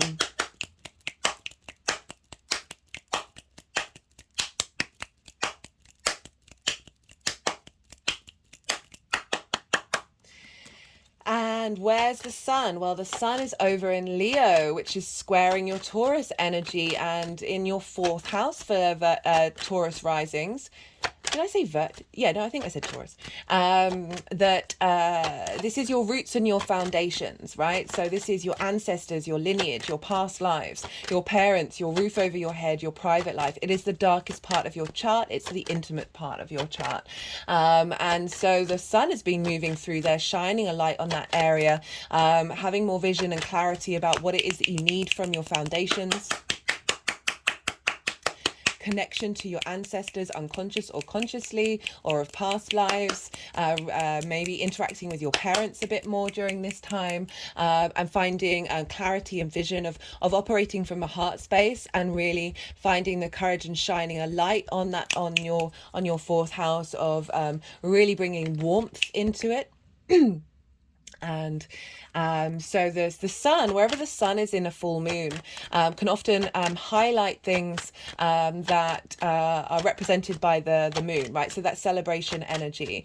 So you may work from home, and this may be a recognition of the work that you've been doing from home for some of you, or a recognition from your family, the people that you live with all the hard work that you've been putting into your life purpose.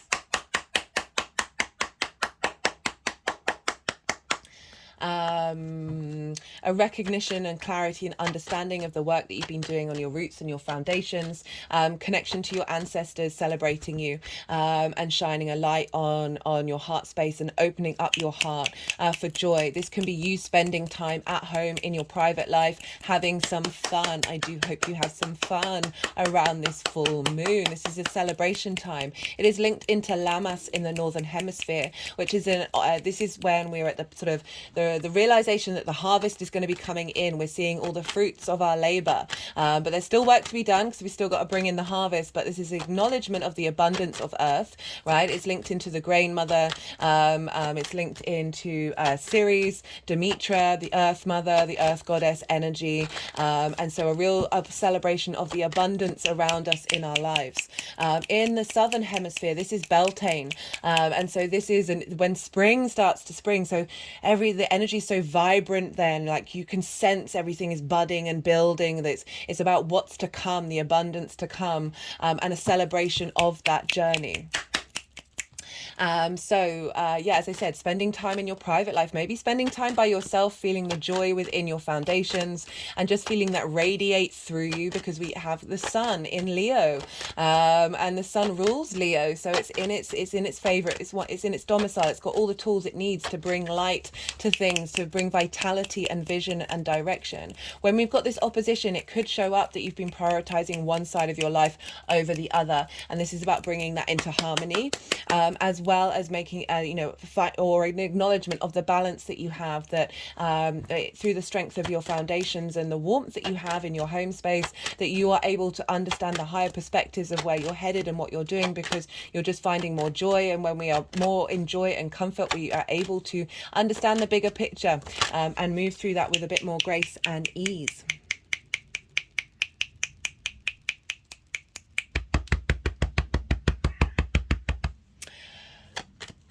Right, so that's the moon, and it's squaring your Taurus energy.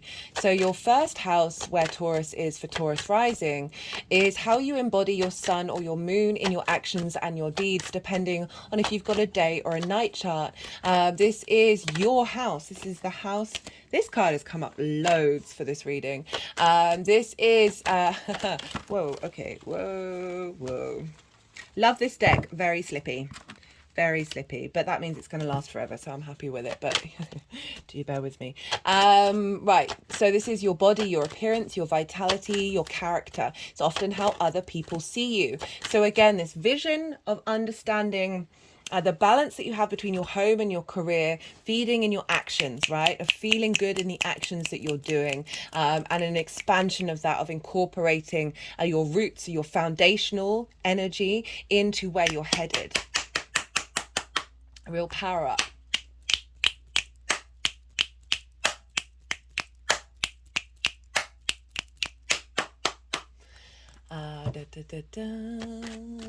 What am I saying?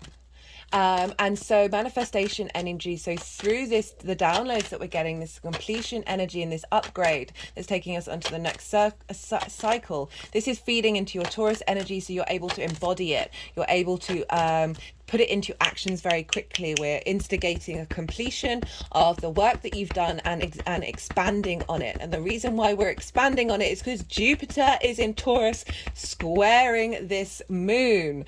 So Jupiter wants to provide wisdom and elevation, expansion, generosity, ease, luck, and opportunities. So you're creating a manifestation energy in the way that you move through the world, the actions that you take, how you embody yourself is facilitating your life goals and your private life. So making sure that these are in harmony with one another and feeling good about it, because it's Taurus. She's ruled by Venus, which I will come back to.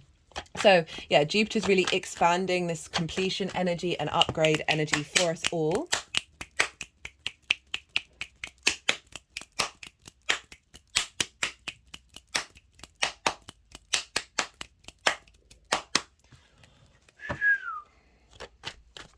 Because we're dealing with an Aquarius moon, we look to where Saturn is, because Saturn traditionally rules Aquarius. Now, Saturn is over in Pisces, and for you, this is sextiling your Taurus energy. So you're getting Saturn is connecting to your 11th house, which is hopes and dreams, friends, groups, and alliances, as well as reaping the benefits from your 10th house. So, as I said, you might have had a project that you've been working on. You might have been putting a lot of effort into where you're headed and how your career as well, and what you're facilitating in terms of your life purpose. And now Saturn's influence is about duty, responsibility, integrity, cause and effect, right? The karma that you're getting from your life purpose.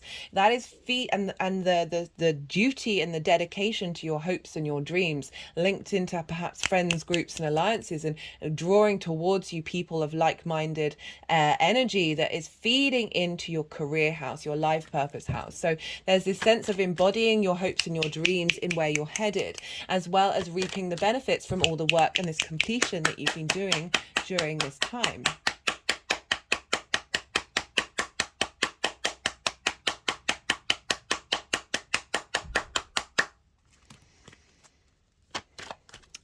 Right. So Saturn's having an influence on the moon. But where is Saturn? Saturn is in Pisces. But who rules Pisces? Jupiter, traditionally. Jupiter is in your sign. So Jupiter and this manifestation energy, this expansion, this elevation of wisdom of how to embody your hopes and your dreams. Oh, hey, Venus. And you're the ruler of your sign. This ability to embody that is feeding into that Saturn energy of, okay, we're getting this in alignment with how other people see you, right? Your character is feeding into these hopes and dreams, is expanding these hopes and dreams, and influencing Saturn's duty and dedication to facilitate those hopes and dreams. Even if they might bring up limitations, Saturn is retrograde, but it is all to help you in the long-term cycle of, through your expression of self, you're able to connect to groups and alliances and friends in it's a big community energy that is going to last for the long term, right? And all of that's feeding into the moon of like where you're headed, what that North Star is for you, and how your career and your reputation, how you're seen in the world.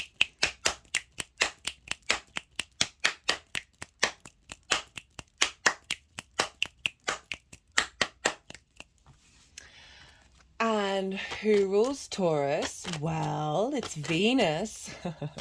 Where's Venus? She's over in Leo. She's retrograde. She's doing her thing. I'm loving the Venus energy at the moment. So I've been mentioning this in all the readings because I just want to let you know just how powerful this Venus transit is, right? It's particularly as well because one of your rulers is Venus, but just in general, regardless of whether it's your rising sign or not, Venus retrogrades the least out of everybody. And so when she does, this really, there's a lot more agency of Venus, right? She's kind of steamrolling over a lot of these other transits. And the reason why I say that is because in the lead up to doing these transit videos, I prep, right? I really lean into my intuition and see what I'm guided towards, whether that's content, people, what other people's, what people are talking about. Books, my own personal experiences, my own thoughts, people coming into my life, the kind of people that I'm drawn to. And so like when I'm watching something, it might even just be a comedian, right? And I'll go and look, it was a comedian. I was watching a podcast with Louis C.K. I talked about this on the Venus Transit series, that I looked up his chart and he has, I can't remember what it is. It might be Venus at 28 degrees. He's got something at 28 degrees of Leo, which was Venus, right? And that kept happening. Like people that I hadn't seen for a while, I'd get their chart up and they'd have loads of stuff in the Leo that were linked into the degrees of Venus, right? And so after I did that transit video, which was a while ago, I've had several since, and she keeps popping up. She keeps popping up and sort of like taking the main center stage. Remember, she's also in Leo, which is like the center of the solar system. So very exaggerated energy, lots of vision on Venus. And Venus retrogrades. The last time she retrograded in Leo was 2015. So we're starting a whole 8-year cycle with Venus. If you haven't checked out that series, Taurus, I do recommend it, especially for Taurus risings, as she is your chart ruler. So we'll be instigating a new cycle of 8 years on the 7th of October, when she finally leaves shadow in the sign of Leo, that of how to value yourself and how you tend to your heart space. That's starting a whole 8-year cycle, and this is impacting what's going on with Jupiter, which is impacting what's going on with Saturn, which is impacting what's going on with the moon. So Venus is playing a prominent role. She's also dealing with the nodes, and there's stuff going on with Pluto and Neptune, which I talk about in the collective reading. If you haven't seen it, I do recommend it. It's one of my shorter videos for me anyway, and a lot came through, really clear energy of that, and I'll talk about generally what it is, but if you want more detail, go check it out. That Venus is impacting Jupiter, and she's still retrograde, but she's bringing in the understanding and the knowledge of what this retrograde is into Jupiter, of how to expand so this energy of purpose. You're going to be able to take action and move through the world with the energy of this full moon that is linked into that Venus cycle of how do we strengthen the foundations from a place of love, right? And so that's influencing Jupiter. But Venus is in Leo, which is ruled by the sun, and whereas the sun is in Leo. So even though this is a full moon in Aquarius, the energetic tagline goes back to the sun. The buck stops with the sun, and so the sun is really dominating during this, and this is where the message of joy and celebration really came through, as well as the fact that it's Lammas, which is a celebration time. So is Beltane, of like a really peak energy of the cycles of nature really embodying in this moon. So not only are we getting galactic downloads from the higher mind of Aquarius, but this earth energy combining together in a super moon. Oh, love it so the buck stopping with the sun of finding peace in your foundations, finding vision and clarity of your foundational space, connecting to those ancestors who are facilitating and shining a light on the darkest part of your chart, right? We can have a lot of trauma in the 4th house. And this is because it's linked into like our family home, our parental figures, right? No matter what our parental figures did, whether we had them or not, right? They mess us up, right? It doesn't matter how lovely they were, they're still going to affect us in some way. And that can often, because we're in 0 to 7, we're in unconscious mode, and this is when we get a lot of downloads and become very subjective and take everything personally, and then recreate those things out in the world, right? A lot of trauma around there. So this is a real clarity and clearing and the completion of some of that trauma. especially with that Venus retrograde, right? She's going to be really revamping that understanding of your foundations, which may have blocked your life purpose, may have blocked your ability to fully, unconsciously and consciously embody the truest nature of your path, of your soul's path. So many limiting beliefs and trauma responses, even though we think we've done the work, are still deep in that unconscious space, right? The moon is really big and really close to the earth, so we're clearing and healing a lot right now. Aquarius is linked into frequencies, sound frequencies, the things that travel on the air, right? So for me, sound frequencies and healing is going to be huge with that Pluto in Aquarius. We're seeing it already. And like a really very easy ability to, the breath work is also linked into healing. So that air transfer, like there's a lot of modalities that are very easy and cheap to use that are going to come to the forefront, I hope and pray, in the next generation, that is going to transform everything. And the reason why I bring that up is because the moon is in Aquarius, so you're getting a lot of frequency downloads that are integrating and shifting the blocked energy in your heart space, in your foundations, in your roots, that may have blocked your deep unconscious id space from being able to draw in situations that truly facilitate you, right? So we make a peace with everything that may have blocked you. It got you to where you needed to do, and sometimes we just need to go through certain astrological energetic cycles in order for the slow integration of our soul, right? It's not about rushing things, it's about being at peace with everything, and acknowledging that. Look to where your Saturn is in your chart, because Saturn rules this moon. So whatever sign Saturn's in, the energy of that sign, the house that it's in, the themes of that house, that's going to show up for you on a personal level, and it's just going to add a little depth of what's personal to you during this lunation, rather than just relying on a general reading. So look to that. So the themes of whatever that is going to show up and facilitate and give you clues and understanding of like how this is all being influenced, because wherever Saturn is influencing your Aquarius and Capricorn energy in general. And so it's the same with the lunations. Speaking of Saturn, Mercury will be opposite Saturn in the sign of Virgo. Right, so Mercury has moved into Virgo now. Virgo for you trines your Taurus energy. So you've got a trine and a sextile between Saturn and Virgo that is feeding into this moon, right? So what's going on with Saturn, the aspects that it's making, and the major aspect it's making, I think actually the only one, is with this opposition with Mercury. This is Mercury's land. Mercury rules Virgo, but it's also in its exaltation in Virgo. It's the only planet that is raised up high in its own sign, so it's very, very powerful.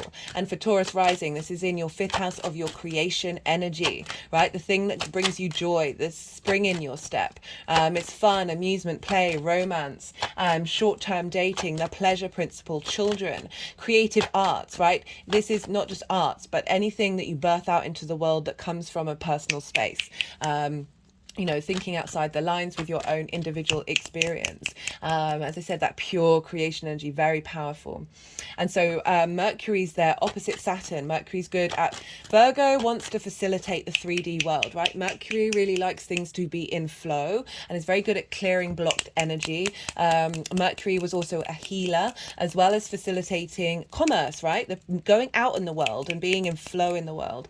Virgo is often linked into like editors and engineers, because you're able to see the small details of things that don't work and find the solutions in order to fix them, and then have everything in flow and be facilitated, right? And bringing things to its celebration, like it's making it the best it possibly can.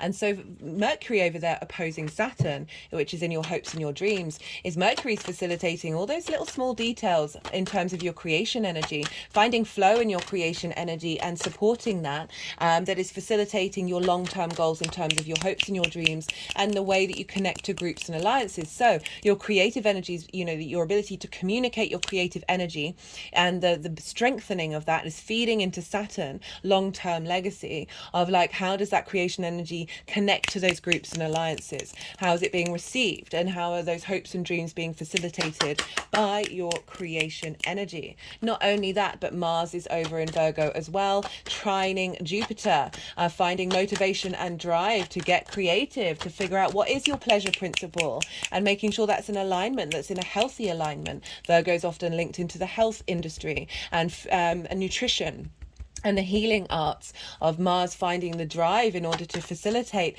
a opening of your pleasure principle and your creativity that is feeding into your embodiment of self and finding the wisdom in the actions that you're taking and your drive and your passions around your creative energy, that again feeding into Jupiter, wisdom and elevation of that creation energy with your embodiment, that is then also feeding into the sun and the moon, as well as Saturn, which is also feeding back into the moon. So we've got double Jupiter on the moon being facilitated by motivation and drive. So this is a moon. This is a moon.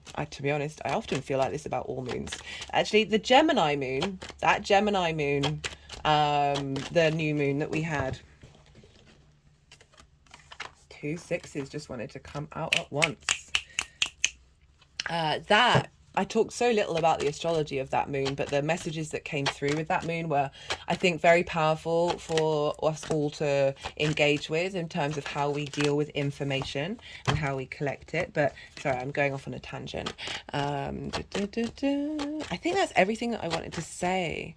This is, you've got that sextile with Saturn, which is creative energy, appreciation and value. And that is really facilitating the manifestation energy of you bringing things into fruition that are based on harmony, love and creation.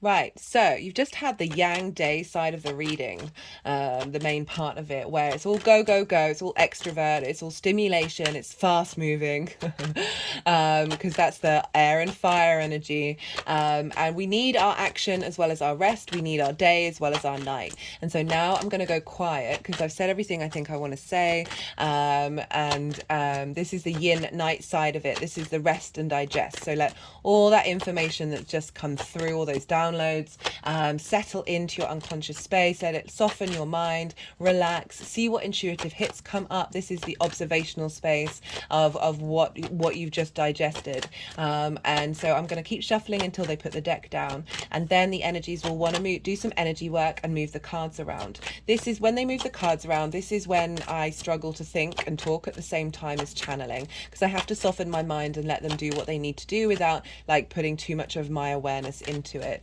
And so this is when I'll be quiet. So I'll come back round when that's all finished, and I'll integrate the tarot with the astrology. I'm pulling cards for 3 different piles. The first pile is for the energy in the lead up to this full moon. So that's not only including since the end of January, the date of that moon is in the description box if you want to go check that out and see what was going on in your life around then.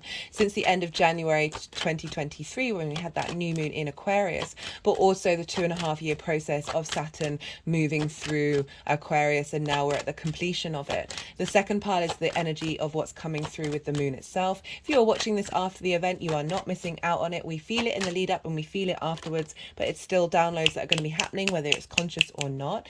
And then the third part is how this energy is manifesting moving forward. Right, I'm going to go quiet now and I'll see you on the other side.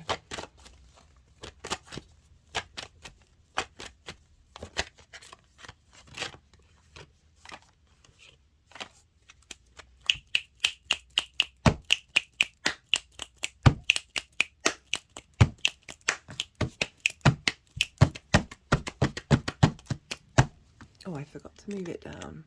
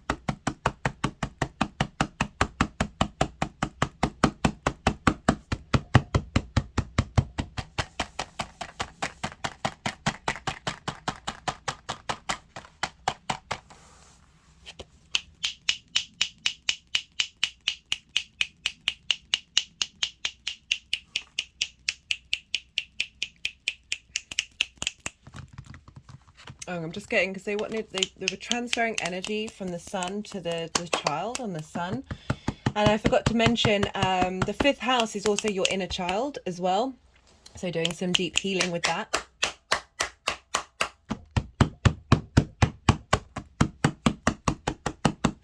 The Virgo energy facilitating deep healing with your inner child that is serving your long-term legacy in terms of your hopes and your dreams.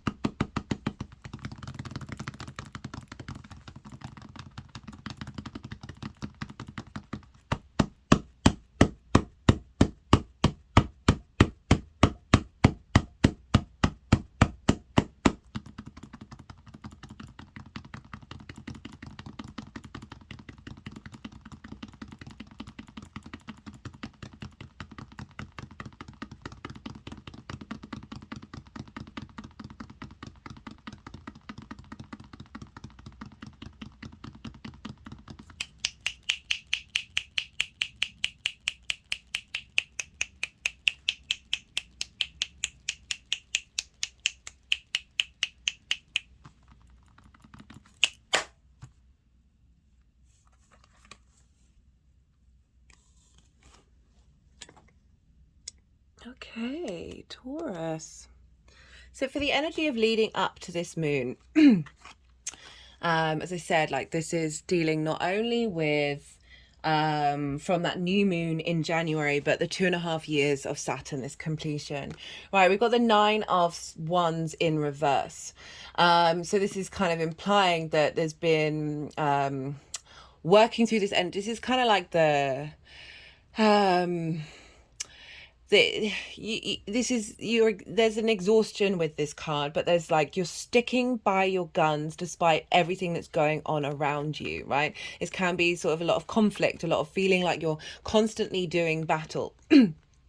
And with the Strength card crossing it is saying that you've been spending time still, despite this, operating from a heart space, right? So Strength is about finding balance. You've been trying to find balance between that sort of perhaps the rage side of the frustration, but also the higher mind of like what's happening around you is part of a cycle, and through this journey you have found this sort of inner strength. You found this balance between our instinctive animal primal energy and our cognitive higher mind, right? And I say higher without hierarchy. I don't mean it in that way. We need both of these things, and both of these things work together through love and kindness. So there's a real sense of tending to that space, right? So your life purpose, It may have felt like you're constantly coming up against blocks. You're still standing there. There's something very determined about you that you still keep plodding on.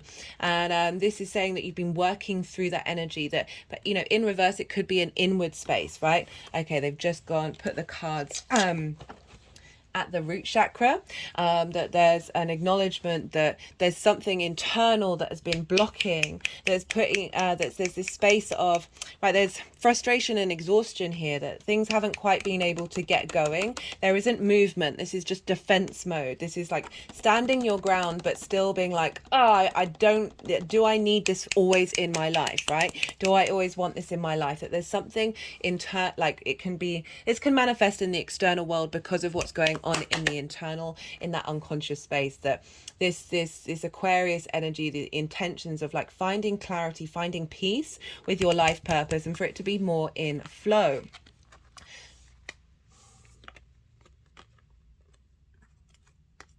Okay, they've moved those cards. Are they wanting them to stay there? Sorry, this is sometimes what the energies do. Like, it's because it is a story, and even though they're in separate piles, they're all intermingling with one another, right? So finding that strength, another word for that card, this is the Leo card as well, so perhaps finding that in your roots and your foundations, this ability to work, you know, Aquarius is like higher universal truths, and I think one of those is love. I think one of those is empathy. Aquarius is very good at understanding the other black sheeps in the room. And doesn't have to necessarily agree with them or appreciate them in a way that they're in alignment with them, but certainly understand the journey that they've been on.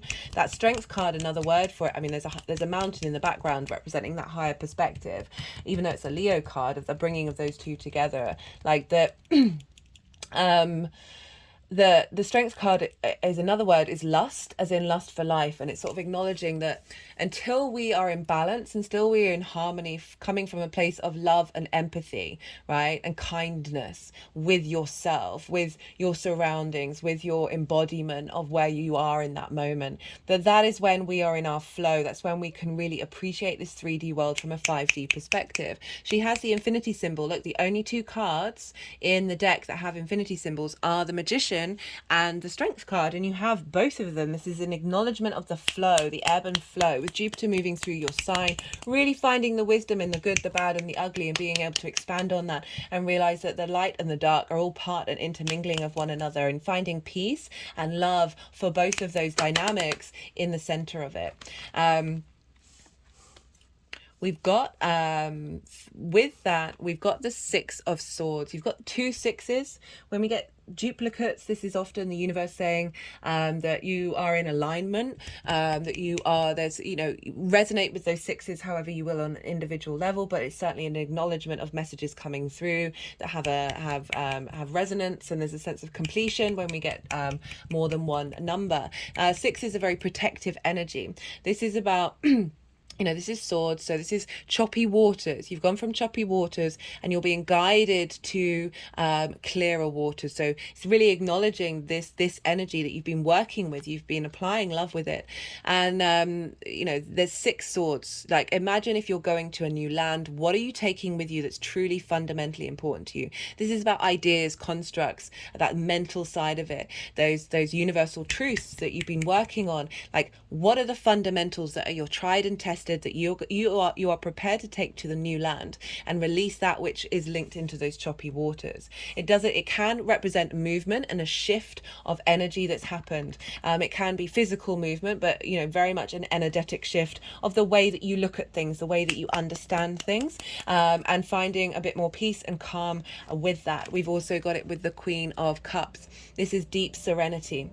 She is so serene, her foot is turning into the ocean. She's just sitting at the edge of the ocean. All before her is the wide ocean with not a cloud in the sky, so that really broadens your perspective. It's also deeply about emotional intuition and cultivating that and nourishing that through your journey of finding inner strength and finding clarity in the fundamentals of your ideas of where you're headed and what you want. You're then able to tend to that on the emotional body and embody that in your intuition, and really begin to trust your intuition with the actions that you're taking in terms of your life purpose. Very nourishing nurturing energy, very caring energy, deeply creative and imaginative, but very much that serene intuition that is at the root of all of us, that needs to get through those trauma responses and limiting beliefs. And you've been doing the work of clearing out that, of like focusing on your inner space, your inner strength, in order to not so with that 9 of Wands, with the battle weary, I always call to like, do you need to fight those battles? Can you just let that chaos energy, that conflict energy flow through you,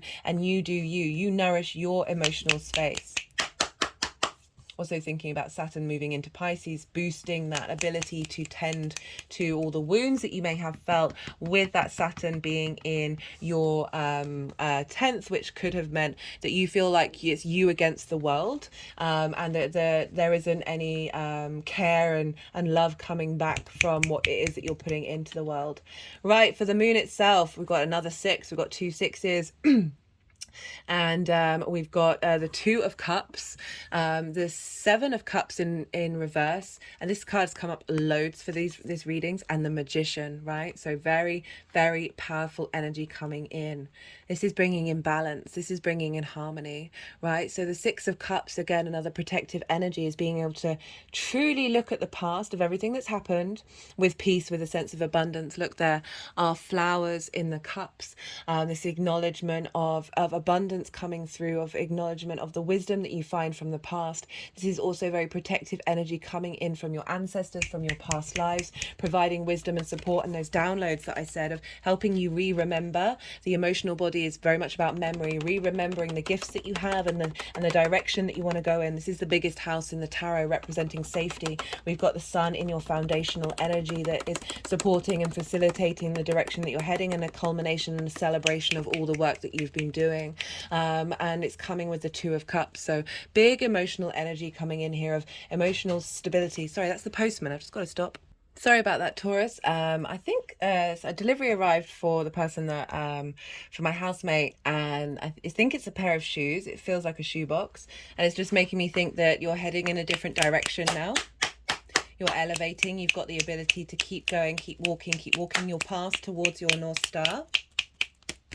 Okay, they're now tapping around the 3rd eye and the temples and back again. Pretty powerful energy. Where was I? Right, I was about to talk about this. Oh, no, I was talking about this. Right, so this is bringing in unity and harmony. We've got the 2 of Cups here. Now, this is very much linked into love.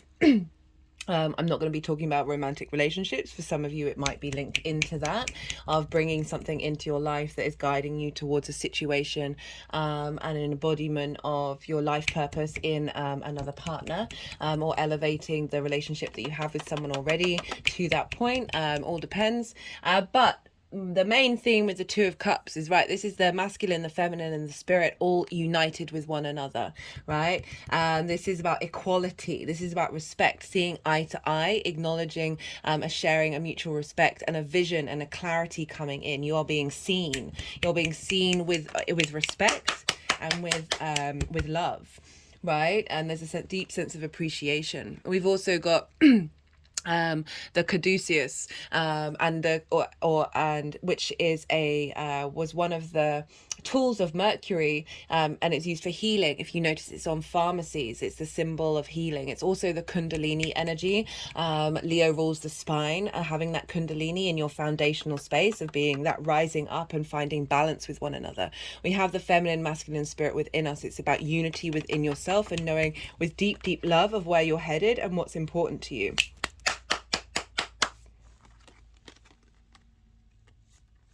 We've got this with the 7 of Cups and with the Magician.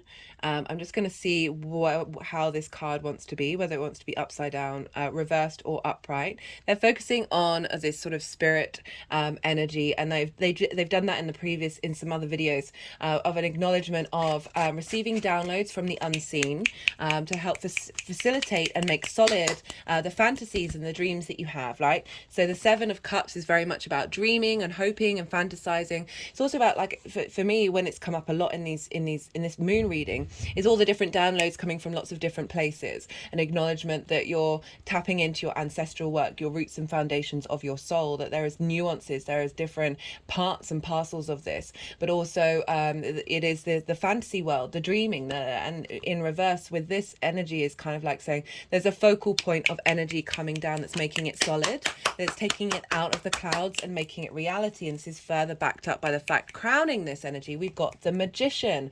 The Magician is all about manifesting in your 3D reality. This is about taking action, knowing you have all the resources you need in order to strive and reach your fantasy, your dream of your life purpose, whatever that may be, impacting in your career where you're very visible and people are acknowledging that you have taken action and you have done these things. And there's a sense of clarity here of as I said, that the visual of the completion of your unconscious mind being able to understand that you have the resources that you need within you. Those blocks of that 9 of Wands, of that feeling like you're on the defensive or you're feeling like you're exhausted. So much energy is coming in to fulfill and open up and revitalize.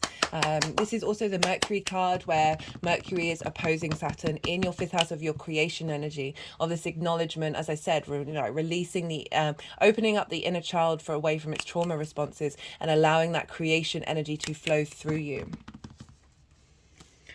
Woo! Then we've got for this energy manifesting moving forward, we've got the 3 of Wands and we've got Venus with the Sun crowning this energy. So the 3 of Wands represents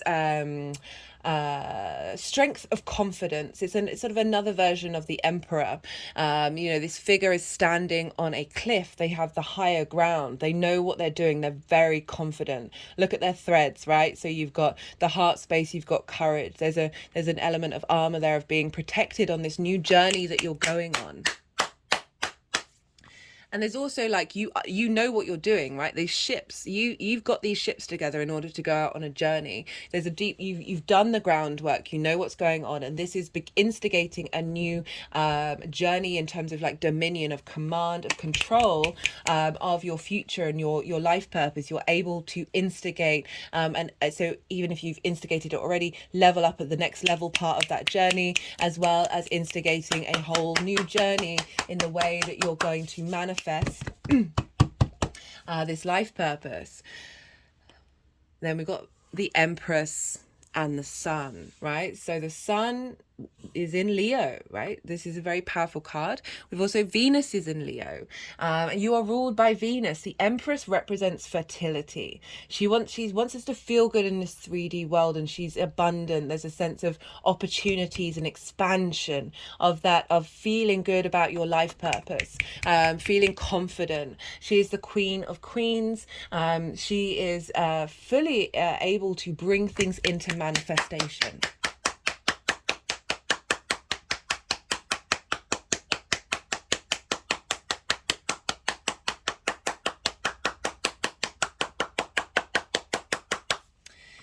And combined with the Sun, with that Leo energy, it's kind of saying, well, you're getting the roots and foundations of you are getting very strong and very abundant, as in like the groundwork is creating this space for you to launch off into your life purpose. And there's clarity and there's vision. There's the Sun card coming in and saying you are now visible. Your fertility, your abundance, what you bring is now visible.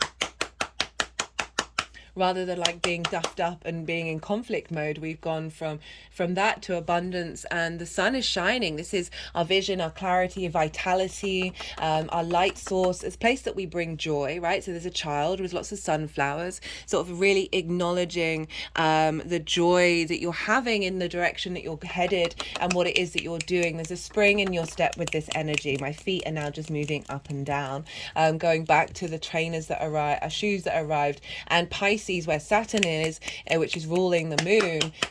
Pisces rules the feet, right? So your ability to keep walking your talk, being able to embody yourself, right? That square with Jupiter, in the way, in your hopes and your dreams, the actions that you're taking are facilitating that. And yeah, that's a pretty strong. I'm really amped up on this reading. And you've just had the nodes leave your sign.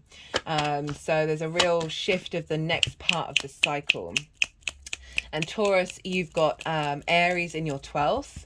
I've done a nodal series on that, so go check that out. That's a longer term cycle, and that's really you with the North Node moving through your first house for Taurus rising, or even your sun or your moon, you've got a lot more confidence, a lot more understanding of where you're headed with that particular energy of your chart. And you can really see this come through after a lot of for the fixed signs they've been going through it the last couple of years, not only with Saturn squaring or in opposition or conjuncting the fixed energy, but also the nodes being in fixed signs as well. So there's been a lot of hard aspects going on, and this is a real completion of all of that.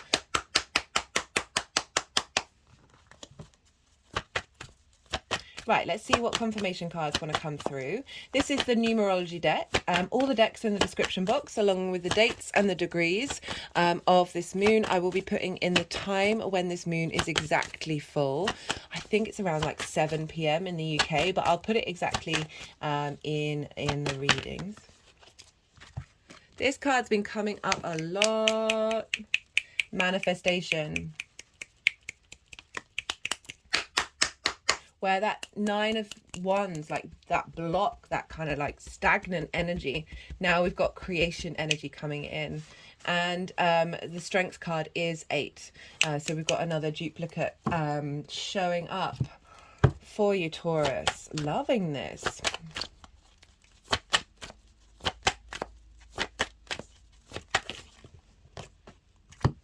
Code, puzzle. This is the First Light Tarot.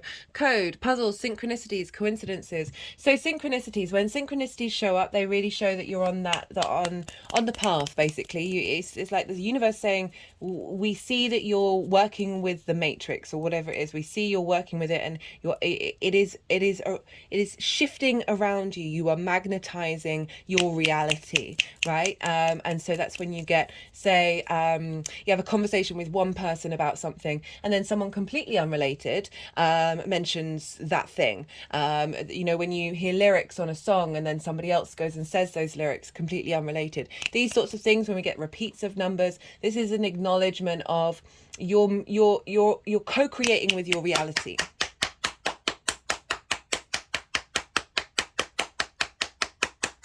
So look out for those and enjoy them. Right, okay, Taurus, I'm going to leave it at that. That was a very clear message. That was pretty powerful. I really hope it resonated. I enjoyed doing that a lot. If it did, don't forget to hit that like button. All interaction on the channel really helps. This is a growing channel. So like leaving comments, watching the video all the way to the end, liking it, all of these things, subscribe if you're a new viewer. Hello and welcome. They all help the algorithm go, hey, people like this, let's put this out in the world. And it's pretty tough as a growing channel, but it's all part of the process. Do it if you want to. I would be grateful, but I have no expectations of that. But personally, I love to hear from you about how the astro weather is showing up, and I will get back to you. It's one of my favorite things. So do drop me a line if you want to have a chat. Be good to yourself, Taurus. Be good to those around you, and most importantly, my hands have just gone over my heart chakra. Be well until we meet again.